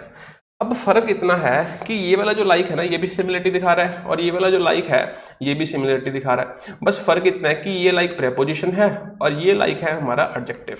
ठीक है, तो ध्यान रखना, बहुत सारे ऐसे वर्ड्स होते हैं कि जिनके आगे ए लगा होता है, और वो एडजेक्टिव्स होते हैं। ठीक है, जैसे हमने बोला कि अलाइक, जैसे ही हमने क्या बोल दिया, अकिन, वैसे ही हमने बोल दिया अफ्लोट, वैसे हमने बोल दिया अब्लेज। ठीक है, तो और भी ऐसे बहुत सारे वर्ड्स होते हैं। ठीक है, तो और इनके पीछे एक और भी ग्रामर का बहुत अच्छा कंसेप्ट है जो एग्जाम में आता है, ये एडजेक्टिव में पढ़ेंगे हम कभी। ठीक है, जो बच्चे पढ़ रहे हैं तो उनको एडजेक्टिव में ये चीज़ का बेनिफिट होगा। तो मैं बताऊंगा कि इसके बेसिस पे क्वेश्चंस कैसे आते हैं।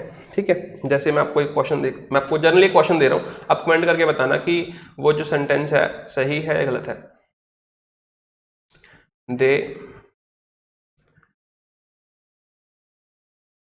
दे मत लिखो, ठीक है, he is a happy man. मुझे ये बताना कि ये सेंटेंस सही है गलत। ठीक है, कमेंट करके आप बता सकते हैं। चलो, अब आगे ज़्यादा बातें नहीं करेंगे। ठीक है, अब जो मैं कह रहा हूँ कि यहाँ पे अलाइक है, इसका मतलब क्या, एग्जैक्टली सिमिलर, जो वेरी सिमिलर कह सकते हैं। ठीक है, वैसे ही अकिन का मतलब भी क्या होता है, जो चीज़ें सिमिलर होती हैं। ठीक है, तो ये वर्ड्स तभी फायदा होगा समझने का जब आप पैराग्राफ पढ़ोगे। ठीक है, तो इसका मतलब होता है सिमिलर टू समथिंग। ठीक है, जैसे मैं एक सेंटेंस लिखता हूँ कि this game is in to chess. ठीक है, तो इसका मतलब क्या है कि ये गेम जो है सिमिलर है किसके साथ, चेस के साथ। ठीक है, चलो नेक्स्ट आ जाओ। ट्रू का मतलब पता है क्या होता है? कोई भी मैं आपको समझाने की कोशिश करता हूँ। कोई भी वर्ड और फ्रेज, ठीक है, कोई भी वर्ड या फिर कोई भी फ्रेज, उसको अपने ना इस तरीके से यूज़ किया है कि वो कोई मतलब डिफरेंट मीनिंग कन्वे कर देगा। एक्चुअल में जो उसका मीनिंग है ना, वो मीनिंग नहीं, बस बल्कि उसको छोड़ के कोई और मीनिंग कन्वे कर देगा। जैसे फॉर एग्जांपल मैं आपको बताता हूँ। अब ऐसा क्यों करते हैं? क्योंकि एक पर्टिकुलर मेंटल इमेज सेट करनी होती है। माइंड में आपके मेंटल इमेज जो है ना, वो डिफरेंट क्रिएट करनी होती है। फॉर एग्जाम्पल मैं समझाने की कोशिश करता हूँ। जैसे मैं बोल दूँ कि लिजा इज इनोसेंट, ठीक है। अब आपको ठीक है, बिल्कुल ठीक है, सेंटेंस आपने बोल दिया, लेकिन ये हमने नॉर्मली कह दिया। लेकिन अगर मुझे एक इमेज सेट करनी है, ठीक है, अब देखना, ध्यान से समझना। मैं यहाँ पे इसके पीछे को लिखता हूँ, लाइक एन एंजल, सॉरी, ठीक है। जब मैंने बोल दिया कि लाइक एन एंजल, तो जब हमने ये बात लिख दी कि लाइक एन एंजल, तो आप मेरे को बताओ कि आपके माइंड में एक इमेज क्रिएट हुई या नहीं हुई? बिल्कुल हुई। जब आपके माइंड में एक इमेज क्रिएट हो गई, तो इसी फ्रेज को हम क्या बोलेंगे? ट्रूप। तो एक ऐसा ट्रूप, अब देखो यहाँ पे एक्चुअल में हम एंजल की बात तो नहीं कर रहे, इससे मीनिंग डिफरेंट मीनिंग कन्वे कर रहे हैं। कौन सा मीनिंग कन्वे कर रहे हैं? कि ये जो एंजल है वो इनोसेंट होती है, हम ये मीनिंग कन्वे करना चाहते हैं। लेकिन हमने इस फ्रेज में तो ऐसा कुछ नहीं लिखा, लेकिन फ्रेज का मीनिंग तो डिफरेंट है ना। तो इसी वजह से इसको कहा जाता है ट्रूप। और लैंग्वेज में इसको कहा जाता है, इसको बोलते हैं फिगरेटिव लैंग्वेज, और इसको बोला जाता है स्माइली, ठीक है। स्माइली एंड मेटाफॉर्स आपने सुना होगा। तो जो स्माइली और मेटाफॉर्स होते हैं, वो आपके ये ट्रूप के एग्जांपल्स होते हैं, ठीक है। तो आई होप आपकी ये बात जो है वो क्लियर हो गई होगी, ठीक है। चलो, अब हम जो है आगे चलते हैं। नेक्स्ट वर्ड है हमारा रिस्टी बैट्समैन। अब रिस्टी बैट्समैन क्या है? रिस्ट का मतलब क्या होता है? हमारी कलाई, ठीक है। तो रिस्टी बैट्समैन एक ऐसे बैट्समैन होते हैं कि जो अपनी कलाई का यूज़ करते हैं, मतलब अपनी कलाई को कंसिडरेबली अमाउंट से यूज़ किया जाता है बॉल को स्ट्राइक करने के लिए। जैसे एक बॉल आई, ठीक है, बॉल जो आ रही है इस तरीके से आ रही है। एक तो होता है कि बैट्समैन उसने जैसे बॉल आई उसने वैसे उसको स्ट्राइक किया। एक बैट्समैन ऐसा है कि उसने बॉल कैसे भी आ रही है, लेकिन उसने अपनी कलाई को कंसिडरेबल अमाउंट में यूज़ करके अपने हिसाब से शॉट लगाया। That is called wristy batsman. तो जो आपके धोनी जी थे वो उनमें से एक थे, ठीक है। तो उस चीज़ की बात की जा रही है। जब आप पैराग्राफ पढ़ोगे आपको चीज़ें ज़्यादा जल्दी समझ आ जाएंगी, ठीक है। चलो, अब आगे चलते हैं। नेक्स्ट वर्ड है ब्लिंकर। अब जो ब्लिंकर वर्ड है इट इज़ अ नाउन, और जो ब्लिंकर्ड वर्ड है इट इज़ एन एडजेक्टिव, ठीक है। ये बात आपको सबसे पहले समझनी है। ब्लिंकर वर्ड एक नाउन है, और जो ब्लिंकर्ड वर्ड है ये एक एडजेक्टिव है। सेंटेंस में मुझे सॉरी आर्टिकल में मुझे लगता है कि ब्लिंकर्ड वर्ड यूज हुआ शायद, ठीक है। तो मैं ब्लिंकर आपको बता रहा हूँ। ब्लिंकर का मतलब होता है इंडिकेटर। ब्लिंकर का मतलब होता है इंडिकेटर। ब्लिंक करती है ना लाइट्स, जब लाइट ब्लिंक करती है तो उसका मतलब वो इंडिकेट कर रही है, ठीक है। साइड वाले जो इंडिकेटर्स होते हैं ब्लिंक करती है ना, तो वहीं से ये बना। तो आपको मैं बता देता हूँ कि ये ब्लिंक जो है एक वर्ब है, ठीक है। जब आप किसी वर्ब के साथ ईआर लगाते हैं तो वो नाउन बन जाता है। जैसे मैं यहाँ पे लिखूँ टीच, तो टीच एक वर्ब है, ईआर लगा दी तो नाउन बन गया, ठीक है। मैंने बोल दिया प्ले, तो प्ले के साथ ईआर लगा दी तो नाउन बन गया। मैंने बोल दिया सिंग, तो सिंग के साथ ईआर लगा दिया, नाउन बन गया, ठीक है। तो वोकैबुलरी को इनहेंस करने का कि ये भी तरीका होता है, ठीक है। जैसे मैंने एक और वर्ड लिखा कि एक्ट, ठीक है। तो एक्ट एक आपका वर्ब है, ठीक है। अब आपने बोल दिया एक्शन, ACTION, एक्शन आपका क्या हो गया? नाउन। तो जो वर्ड्स के पीछे नाउन TION लगा होता है ना, तो वो भी हमारे वर्ड्स कौन से होते हैं? नाउन्स होते हैं, ठीक है। तो वो भी कहाँ से बनते हैं? वर्ब से बनते हैं। आगे वाली क्लासेस में पढ़ेंगे, ठीक है। चलो, अब हमने बात करना है ब्लिंकर्ड की। ब्लिंकर्ड का मतलब एक एडजेक्टिव होता है। ब्लिंकर्ड का मतलब ये होता है कि जब आप मतलब ये सिचुएशन है, ठीक है। हर सिचुएशन में डिफरेंट एस्पेक्ट्स होते हैं, ठीक है। ये एस्पेक्ट है, ये भी एस्पेक्ट है, मतलब बहुत सारे कलर्स होते हैं हर चीज़ के। तो अगर आपको हर एस्पेक्ट की इन्फॉर्मेशन नहीं है, उस सिचुएशन में हर चीज़ की इन्फॉर्मेशन नहीं है, तो फिर आप हर चीज़ के अवेयर नहीं हो, फिर उस इंसान के लिए हम कौन सा वर्ड यूज़ करेंगे? ब्लिंकर्ड वर्ड का यूज़ करेंगे, ठीक है। अब या फिर हम ये भी कह सकते हैं not aware of every aspect of a situation, not willing to accept different ideas about something. आप कुछ भी कह सकते हैं। जैसे सपोज करो कि मैंने कह दिया कि एक ऐसा इंसान है कि ना तो उसको पूरी सिचुएशन पता है, ना वो पूरी सिचुएशन को जानना चाहता है, तो हम उसको ये भी कह सकते हैं कि वो नैरो माइंडेड है, ठीक है। और लैंग्वेज में एक और भी वर्ड यूज करते हैं, कंप्लेसेंट। तो कंप्लेसेंट वर्ड भी यूज कर सकते हैं, बहुत सारे वर्ड्स हैं। तो ब्लिंकर्ड का मतलब समझ आ गया आपको, ठीक। जैसे मैं यहाँ पे बोलूँ कि ही हैज एन, ठीक है, ब्लिंकर्ड एटीट्यूड, आपने देखा होगा ऑफिस में बहुत सारे ऐसे लोग होते हैं कि जिनका एटीट्यूड ब्लिंकड होता है, मतलब ना तो उनको सारी चीज़ें पता होती हैं लेकिन फिर भी इतने ईगो भरी होती है कि यार हाँ भी मैं तो, मुझे सब कुछ आता है, या फिर मैं और चीज़ें जानना नहीं चाहता, ठीक है मुझे ही सब कुछ आता है। तो ब्लिंकड अप्रोच भी हो सकती है, ठीक है, ब्लिंकड पॉलिसी भी हो सकती है, ब्लिंकड एटीट्यूड भी हो सकता है। तो उस कंटेक्स्ट में हम यूज़ करते हैं ब्लिंकड वर्ड को, ठीक है। आगे चलते हैं। नेक्स्ट वर्ड है कंटर। अब कंटर का मतलब क्या होता है कि जब जैसे किसी चीज़ की आउटलाइन ड्रॉ करना, बस अपनी इतनी बात ध्यान रखना, आउटलाइन। कंटर वर्ड का मतलब क्या होता है, किसी चीज की आउटलाइन। जैसे हम सेंटेंस लिखते हैं, she traced the contours of his face. अब समझना, लैंग्वेज देखना किस तरीके से यूज हो रही है। जैसे मैंने बोल दिया, she traced the contours of his face with her fingers, या फिंगर। मतलब क्या, जो भी उसका इंसान का फेस था, उसकी जो आउटलाइनिंग थी, ठीक है, उसने उसको ऐसे ही ट्रेस किया, मतलब टच किया, ठीक है, आउटलाइन किया, जो जहाँ जहाँ आउटलाइन थी वहाँ पे उसने क्या किया, उसको टच किया। तो काउंटर का मतलब समझ आ, काउंटर का मतलब क्या होता है, आउटलाइन कह सकते हो, ठीक है। चलिए आगे चलते हैं। नेक्स्ट जो वर्ड है आपका, दैट इज अस्टवाइल। अब अस्टवाइल जो है ये एक एडजेक्टिव है, जो काउंटर था ये एक नाउन था, ठीक है, ये ध्यान रखना आपको। और जो अस्टवाइल है, दिस इज एन एडजेक्टिव। अब इस एडजेक्टिव का क्या मतलब है, इस एडजेक्टिव का मतलब क्या है कि आपको मैं एक ऐसा वर्ड यूज करता हूँ, फॉर्मर। अभी एक्सप्लेन करूंगा, डोंट वरी। अभी मैंने एक वर्ड लिख लिया, फॉर्मर। फॉर्मर का मतलब क्या है कि जो चीज अभी वैलिड नहीं है, अब इफेक्टिव नहीं है, नॉट इफेक्टिव एट प्रेजेंट। मतलब ड्रॉ कर लेते हैं ग्राफ, प्रेजेंट में वो इफेक्टिव नहीं है, लेकिन प्रेजेंट से पहले वो क्या थी, इफेक्टिव थी, तो उसको हम बोलते हैं अस्टवाइल, ठीक है। एग्जाम्पल ले लो, जैसे हम क्या कह सकते हैं, या फिर हम क्या कह सकते हैं इसको, belonging to prior time, belonging to prior time. तो उसको हम कह सकते हैं, जैसे सपोज करो, ठीक है, आपका एक दोस्त है कोई, ठीक है, आपका एक क्या है, दोस्त है, फ्रेंड है। तो पहले वो क्या था कि टीचर था, पहले वो क्या था, टीचर था, किसी कोचिंग में टीच करता था, लेकिन अब उसकी जॉब लग गई, ठीक है, अब वो गवर्नमेंट एम्प्लॉय बन गया, ठीक है, गवर्नमेंट एम्प्लॉय। तो हम उसको कह सकते हैं एन अर्स्टवाइल टीचर।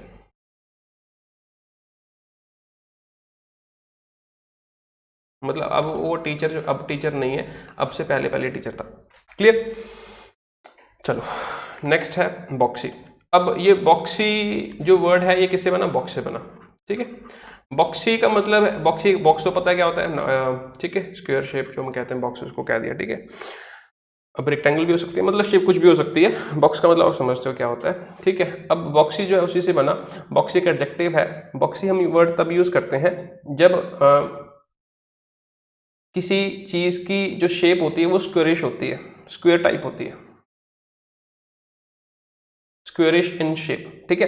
तो जब किसी चीज की शेप स्क्वेयरिश होती है, तो फिर हम, स्क्वेयरिश का मतलब क्या है, आप कह सकते हो कि बंद, ठीक है। तो यहाँ पे मतलब अगर आप आर्टिकल पढ़ोगे, आर्टिकल में उसका मतलब, स्क्वेयरिश का मतलब फिगरेटिव मीनिंग है, अब्स्ट्रैक्ट मीनिंग। अब्स्ट्रैक्ट मीनिंग मतलब आपको मीनिंग कंक्लूड, इन्फर करना पड़ेगा वहां से, मीनिंग क्या करना पड़ेगा, इन्फर, डिकोड करना पड़ेगा इसको। वहां पे बॉक्सी रेफरेंसेस का मतलब क्या है, ऐसी रेफरेंसेस जो बंद है, ठीक है, मतलब वो ओपन नहीं है, वो क्लोज है, तो आप ऐसे भी समझ सकते हैं। तो जैसे मैं आपको एग्जांपल दूं, अ बॉक्सी, बेसिक एग्जांपल दूं, अ बॉक्सी जैकेट। तो जब अगर मैं कह रहा हूँ बॉक्सी जैकेट, तो आपके माइंड में, ठीक है, वो ज़ारा की जैकेट्स आ रही होंगी, तो ज़ारा की जो जैकेट्स होती हैं वो ऐसी ही होती हैं, बॉक्सी, ठीक है। चलो आगे चलते हैं। नेक्स्ट है स्टन। जो स्टन है, इसका मतलब होता है सरप्राइज करना या शॉक करना, ठीक है, इन अ पॉजिटिव वे, आप समझ के चलो, ठीक है। इसको पॉजिटिव वे में यूज करेंगे, टू सरप्राइज और शॉक। ये मतलब ये पैसेज में कहा जा रहा है कि मतलब जो धोनी जी हैं, ठीक है, वो शॉक कर देते हैं हर कोई, या वे शॉक करते आए हैं, ये मतलब उन्होंने सरप्राइज किया हर किसी को, ठीक है। तो उस केस में ये, उस कंटेक्स्ट में ये बात हो रही है। मतलब सामने वाले को एकदम से दंग कर देना, ठीक है, इतना शॉक कर देना यार कि वो हल्ला दल्ला रह जाए, मतलब वो बोल ही ना सके, ठीक है, हक्का बक्का रह जाए, सॉरी। तो हम ये बात कह सकते हैं, टू सरप्राइज और shock somebody to that extent that they can't think clearly और स्पीक, मतलब आपने उनको मतलब सुन बट्टा कर दिया, ठीक है, तो वो अभी ना सोच पा रहे हैं, ना बोल पा रहे हैं, पता नहीं उनको सोचना ही नहीं आ रहा कि क्या बोले या क्या नहीं बोले, ठीक है। इसके लिए आप और वर्ड कौन सा यूज कर सकते हो, सरप्राइज, लेकिन सरप्राइज तो नॉर्मल वर्ड है ना, तो सरप्राइज और इसमें मैं, अब देखो एक चीज ध्यान रखना कि लैंग्वेज में कभी भी कोई वर्ड सेम नहीं होते, ठीक है, सेम का मतलब तो डिट्टो होता है, सिमिलर हो सकते हैं। सिमिलर का मतलब क्या होता है, लिटिल चेंजेस, कुछ ना कुछ चेंजेस होंगे, ठीक है। और एक वर्ड अमेज यूज कर सकते हो, अमेज क्लोज वर्ड है इससे, सरप्राइज अच्छा वर्ड तो इमेज कह सकते हो। या फिर मेरे माइंड में एक और वर्ड आ रहा है, अस्टाउंड करके है एक, ASTOUND, अस्टाउंड का मतलब भी क्या होता है, स्टन होता है, ठीक है। तो जैसे आपने मतलब स्टनिंग तो वर्ड सुना होगा ना, स्टनिंग, तो स्टनिंग वही है, स्टनिंग जो प्रेजेंट पार्टिसिपल है वो किससे बना, स्टनिंग, स्टन वर्ब से तो बना, ठीक है। जैसे इंटरेस्ट से इंटरेस्टिंग बन गया, वैसे स्टन से क्या बन गया, स्टनिंग बन गया, ठीक है। जैसे मैं बोलूँ हर वर्ड्स स्टन्ड मी, हर वर्ड्स स्टन्ड मी, तो इसका मतलब क्या है कि मतलब उसने मुझे शॉक कर दिया, सरप्राइज कर दिया, इतने हैरानी वाले वर्ड्स है उसके, ठीक है। नेक्स्ट नेक्स्ट वर्ड है पंडित, ठीक है। तो इसका मतलब क्या होता है, एक तो जो पंडित होता है वो आपको पता है पुजारी उसको कहते हैं ये, लेकिन यहाँ पे जो यूज हो रहा है ना कि मतलब उसको पंडित क्यों कहते हैं, चलो हम ये बात भी कर लेते हैं, जो वो पंडित है उसको हम पंडित क्यों कहते हैं, क्योंकि वो ज्ञानी होता है, उसको अपने फील्ड की वास्ट नॉलेज होती है, आप ये कह सकते हैं कि वो एक्सपर्ट है, एक्सपर्ट है, स्पेशलिस्ट है, ठीक है, स्पेशलिस्ट कह सकते हैं, अडेप्ट कह सकते हैं, ADEPT, अडेप्ट का मतलब एक्सपर्ट होता है, और अडेप्ट ये वर्ड्स भी पता होने चाहिए, अडेप्ट, अडेप्ट और अडॉप्ट, ठीक है, तो बहुत सिंपल वर्ड्स हैं। अडॉप्ट का मतलब किसी ऐसी चीज को अपना लेना जो आपको बिलोंग ना करती हो, अडेप्ट का मतलब खुद को ढाल लेना सर्कमस्टांसिस के अकॉर्डिंग, ठीक है। अडेप्ट का एक और वर्ड भी होता है अकलमिटाइज, ठीक है। तो मतलब ये सारी चीज़ें अब हम साइड पे नहीं जाएंगे, ठीक है, तो फिर ये बाद में हमारा मेन मोटिव रह जाएगा ये लेक्चर कभी पूरा नहीं होगा, मुझे लगता है कि काफ़ी लंबा हो गया है लेक्चर, चलो देखते हैं कितना लंबा होता है, ठीक है। ये तो पंडित का मतलब एक्सपर्ट है, ठीक है, तो यहाँ पे पैराग्राफ में भी ये सेम मीनिंग यूज हुआ है, तो आप ये कह सकते हैं a person who knows a lot about a subject और who talks about it in public, ठीक है। तो जो पंडित होते हैं वो भी तो काम करते हैं, प्रचार करते हैं चीज़ों का, ठीक है, तो उसको हम कहते हैं।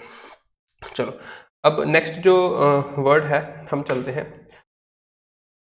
पारस, ठीक है, इसको बोलते हैं पारस। पारस का मतलब क्या होता है कि great skill at doing something, जब आप किसी चीज में स्किल्ड होते हो ना, स्किल्ड लेबर कहते हैं, फिर वही अडेप्ट के अडेप्ट पर्सन को क्या कहते हैं, स्किल्ड पर्सन कह सकते हैं। तो जो स्किल होती है ना, जो स्किल है, great skill at doing something,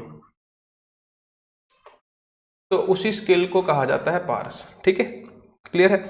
आप इसको मतलब एबिलिटी कह सकते हैं, ठीक है, स्किलफुलनेस कह सकते हैं, ठीक है। चलो अब जैसे मैं आपको एक और वर्ड बताता हूँ, जैसे मैंने आपको बताया स्किलफुलनेस, या स्किल कह सकते हैं, स्किलफुलनेस, ठीक है।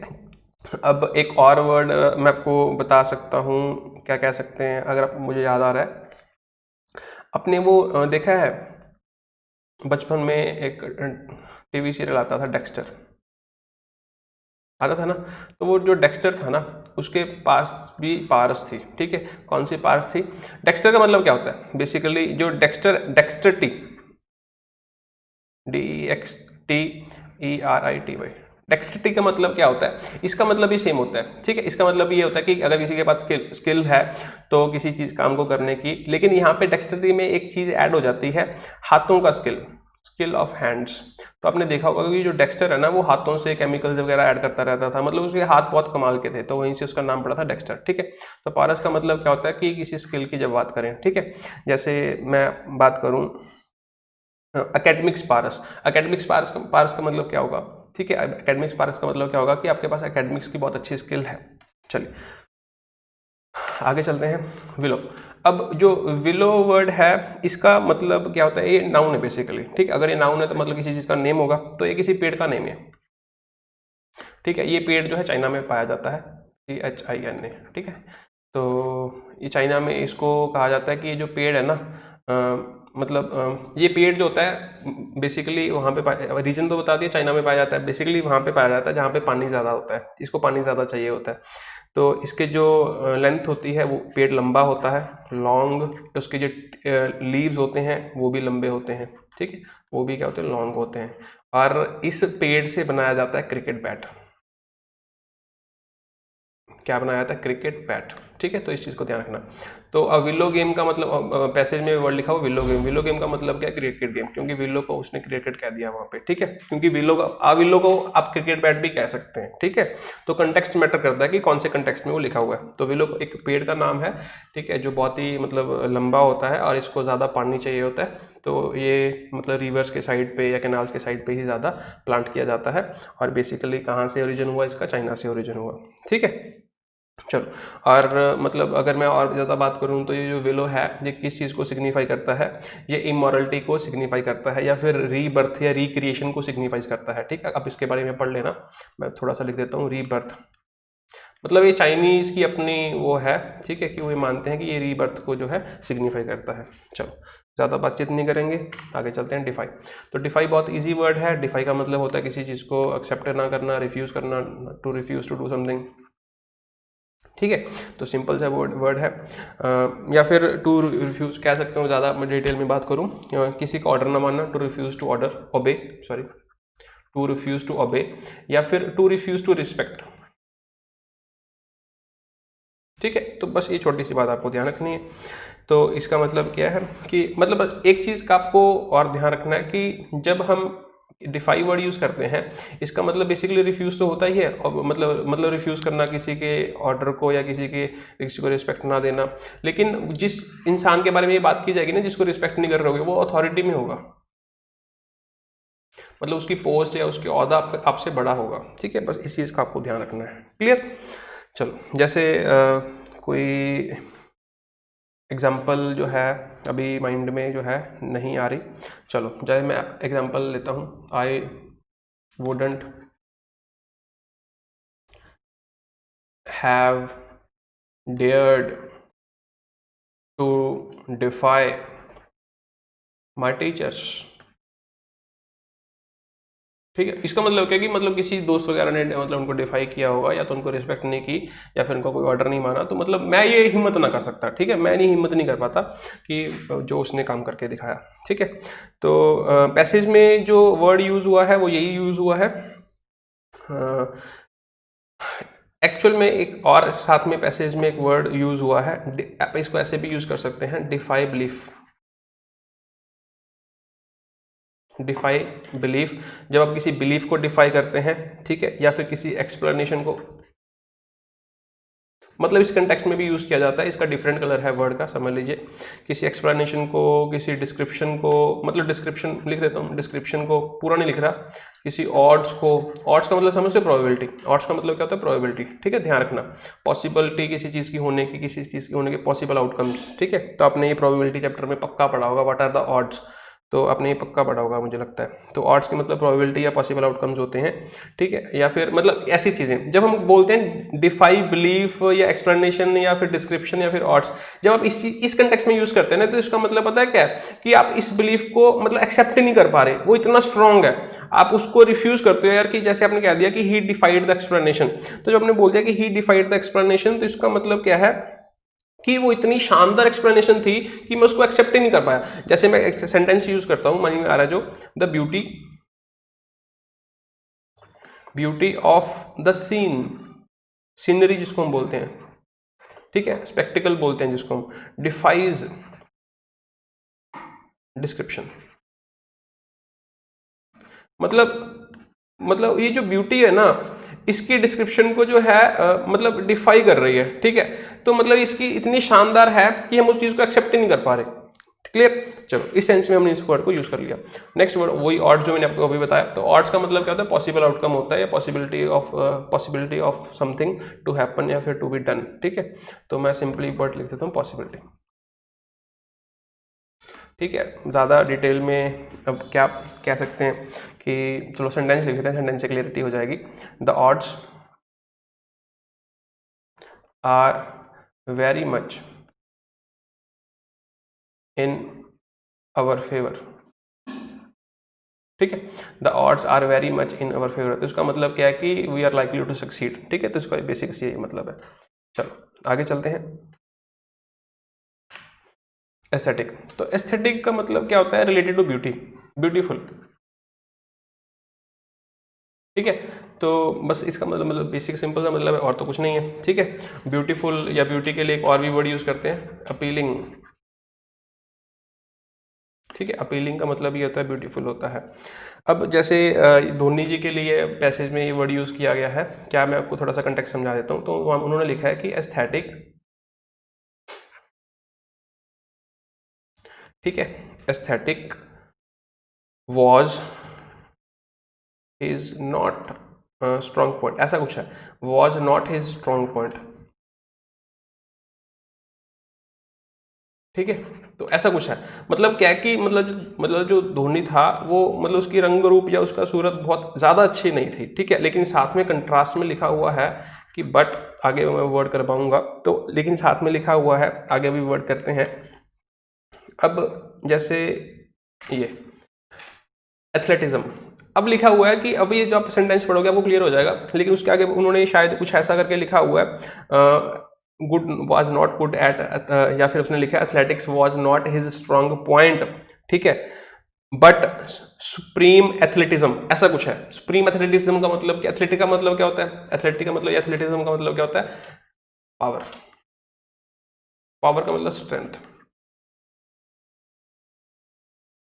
जो एक एथलीट में होनी चाहिए, the strength of an athlete is called athleticism, ठीक है। तो इसका मतलब क्या है कि मतलब उसका रंग रूप तो बहुत अच्छा नहीं था, जो ऑथर ने कहा है, जो उसने अपना ओपिनियन जाहिर किया है, तो लेकिन उसने बोला कि उसके पास सुप्रीम एथलेटिज्म थी, मतलब वो इतना फिजिकली स्ट्रांग था, उस चीज़ ने उसको बयान किया है, ठीक है। जैसे मैं बोलूँ, ही मूव्ड मिस्टर धोनी, या फिर महेंद्र सिंह धोनी, MS धोनी मूव्ड, या फिर रैन विद ग्रेट एथलेटिज्म, ठीक है, तो इसका मतलब वो बहुत ही फोर्स से या बहुत ही स्ट्रेंथ से भागा, क्लियर। चलो नेक्स्ट वर्ड है इननेट। अब जो इननेट वर्ड होता है, इननेट का मतलब क्या होता है, इनबिल्ट, आप ऐसे याद रखो। इनबिल्ट का मतलब क्या होता है कि जो शुरू से आपके अंदर है, ठीक है, एक ऐसी क्वालिटी, एक ऐसी फीलिंग या ऐसा टैलेंट, या फिर जो मतलब जब आपने जन्म लिया वो जन्म के साथ ही ले लिया, ठीक है, तो तब से आपके पास है, तो उसको बोलते हैं इननेट, ठीक है। तो जैसे मैं बोलूं कि इननेट टैलेंट, आप देखोगे ना कुछ लोग जो होते हैं वो टैलेंटेड होते हैं, कहते हैं भाई ये जन्म से टैलेंटेड है, ठीक है, तो उनको बोल सकते हैं इननेट टैलेंट, क्लियर है। तो कैसे याद रखोगे, इनबिल्ट से याद रख लोगे, या फिर इनबॉर्न, इससे भी याद रख सकते हो, ठीक है, इनबॉर्न से भी आप याद रख सकते हो, आपकी मर्जी है, ठीक है। नेक्स्ट वर्ड है हमारा क्विक। अब क्विक का मतलब क्या होता है कि कोई भी बिहेवियर, मतलब जैसे कोई बिहेवियर है, ठीक है, उस बिहेवियर का कोई एक ऐसा एस्पेक्ट जो थोड़ा सा स्ट्रेंज हो या फिर थोड़ा सा वियर्ड हो। जैसे मैंने किसी को कह दिया यार कि ये तुम्हारे नेचर में, ये जो तुम्हारा लिटिल सा स्ट्रेंज बिहेवियर है ना, क्विक की वजह से। क्विक का मतलब क्या है कि वो एस्पेक्ट है जिसकी वजह से वो बिहेवियर, उसका बिहेवियर वैसा बना, ठीक है। तो इसका मतलब क्या होता है, an aspect, sorry, in somebody's behavior,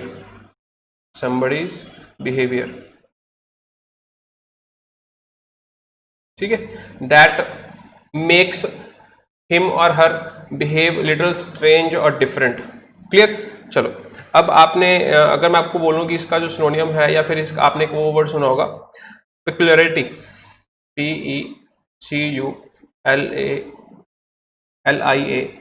PECULARITY, peculiar, आपने ये वर्ड तो सुना होगा ना। तो इस वर्ड का मतलब भी यही होता है कि वियर्ड या फिर स्ट्रेंज, ठीक है, तो उसी का सिनोनियम है क्विक, ठीक है। चलिए अब नेक्स्ट जो वर्ड है, नेक्स्ट वर्ड है आपका अब्रिज।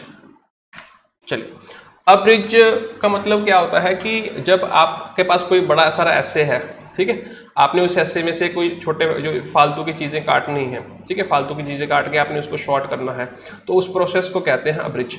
तो इसको हम क्या कह सकते हैं, to make a book text play मतलब etcetera shorter by leaving parts out, मतलब कुछ पार्ट्स बाहर निकाल के किसी चीज़ को शॉर्ट कर देना, दैट इज कॉल्ड अब्रिज। ठीक है, जैसे मैं बोलूँ कि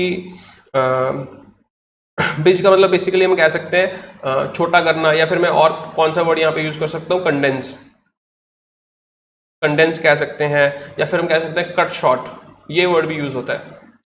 ठीक है, कट शॉर्ट का मतलब पॉइंट पे बात करो, कंसाइज कर लो किसी चीज को, आप ये भी कह सकते हैं। ठीक है, तो उसको हम बोलते हैं ब्रिज। जैसे मैं बोलूँ कि शी, सेंटेंस लिख लेते हैं कोई भी, she has been asked to abridge the novel for radio, मतलब उस इंसान को रेडियो पे अपनी स्टोरी सुनानी थी, इस वजह से उसको कहा गया कि अपने नॉवल को क्या कर लो, अब्रिज कर लो। कैसे याद रखोगे, ब्रिज का मतलब क्या होता है, डिस्टेंस को शॉर्ट करना। ठीक है, ये डिस्टेंस है।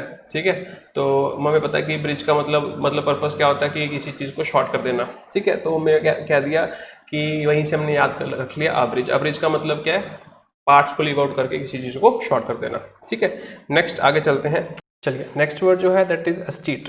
अब इसको एस्टीट प्रोनाउंस करते हैं। सबसे पहले तो आपको ये ध्यान रखना है, और ये एक हमारा एक एडजेक्टिव है।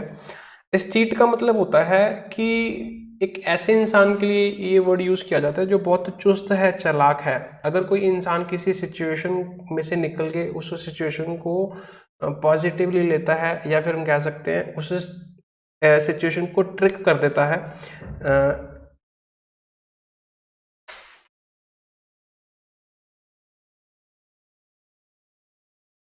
चलिए, नेक्स्ट वर्ड है हमारा एस्टीट। सबसे पहले इसकी प्रोनाउंसिएशन इसकी क्या है, एस्टीट, और उसके बाद इसकी parts of speech, it is an adjective.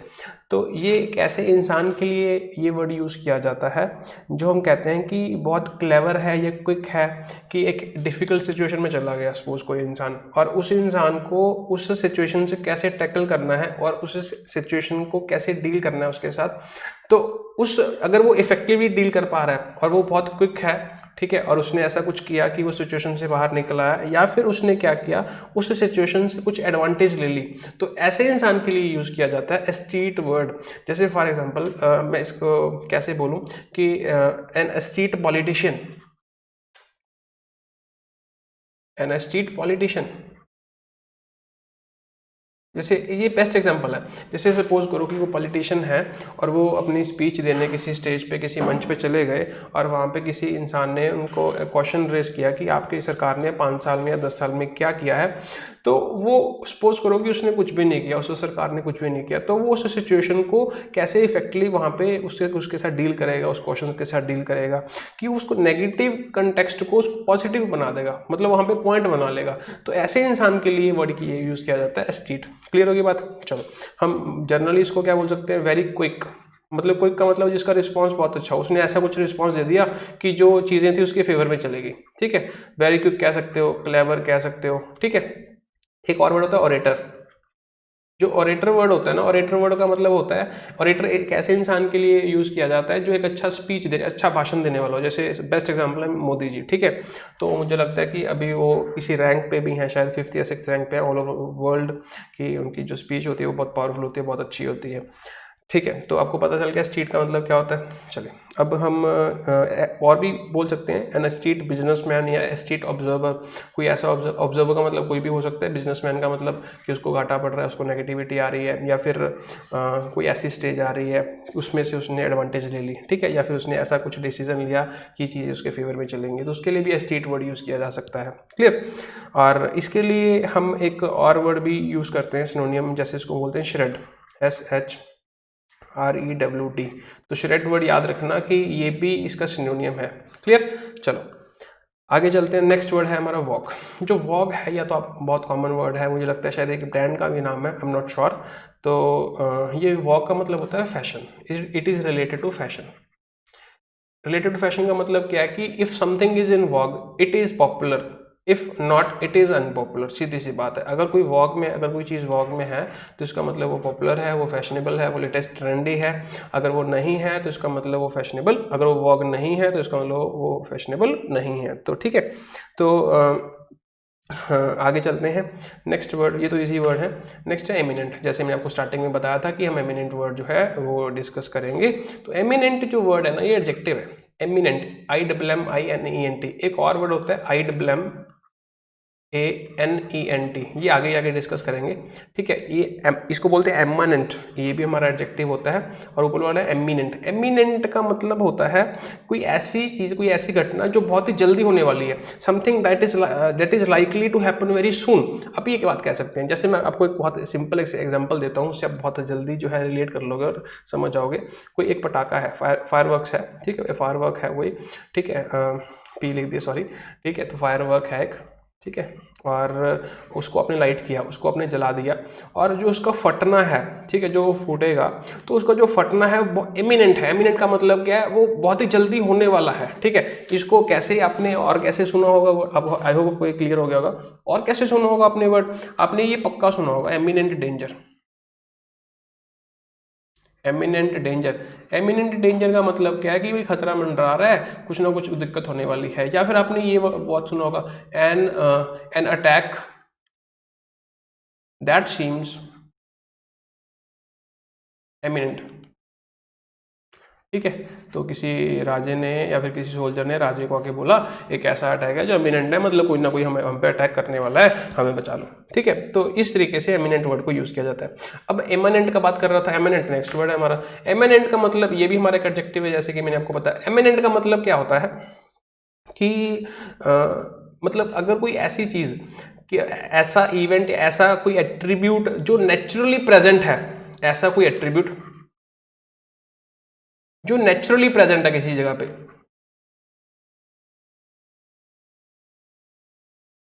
That is called eminent. ठीक है, जैसे मैं आपको कोई एग्जांपल, अब एग्जांपल क्या दूं, हाँ, एक बहुत अच्छी एग्जांपल है कि जो ambition, ambition is eminent in human nature. जब हमने बोला कि ambition is eminent in human nature, तो इसका मतलब पता है, आप इसे वैसे समझ गए, आपको जरूरत नहीं एमिनेंट वर्ड याद करने की, जरूरत नहीं है आपको इसकी। तो आप समझ जाओगे एम्बिशन जो है ना वो इंसान के खून में है। ठीक है, वो नेचुरली प्रेजेंट है, अब वो फोर्सफुली लेके आने की जरूरत नहीं पड़ती। कोई ऐसा इंसान देखा ना कि ऐसा देखा कि उसके पास एम्बिशन नहीं हो, वो रेयर केस होगा। ठीक है, लेकिन हम जनरली बात करते हैं कि जो एम्बिशन है नेचुरली प्रेजेंट होता है इंसान की नेचर में। ठीक है, एक और बहुत अच्छी एग्जाम्पल है, जैसे मैं आपको बोलूँ कि वी थिंक ऑफ गॉड। अब गॉड को कैसे सोचते हो, अब गॉड को ऐसे तो सोचते हो कि जो गॉड है वो कन कन में है, हर जगह पे है, प्रेजेंट एवरीवेयर। एवरीवेयर का मतलब नेचुरली प्रेजेंट है। ठीक है, तो ओमनी प्रेजेंट जिसके लिए हम वर्ड यूज करते हैं। तो we think of God as immanent in nature. Nature यहाँ पे ऊपर वाली ह्यूमन नेचर थी, ये वाली जनरल नेचर है, एनवायरनमेंट की बात कर रहे हैं या फिर कन कन की बात कर रहे हैं। ठीक है, तो ये वो वाली नेचर है। तो जो गॉड है वो भी हर जगह प्रेजेंट है, तो यहाँ से भी आप एमिनेंट वर्ड याद रख सकते हैं। ठीक है, तो एमिनेंट वर्ड आपको समझ आ गया, जो हर जगह पे प्रेजेंट है या फिर जो नेचुरली अकरिंग है, नेचुरली प्रेजेंट है किसी जगह पे। ठीक है, चलो, और इसको आप कैसे बोल सकते हैं, इनहेरेंट बोल सकते हैं। ठीक है, मतलब आप कह सकते हैं इनहेरेंट। ठीक है, ठीक है, चलो, नेक्स्ट वर्ड है ड्विंडल।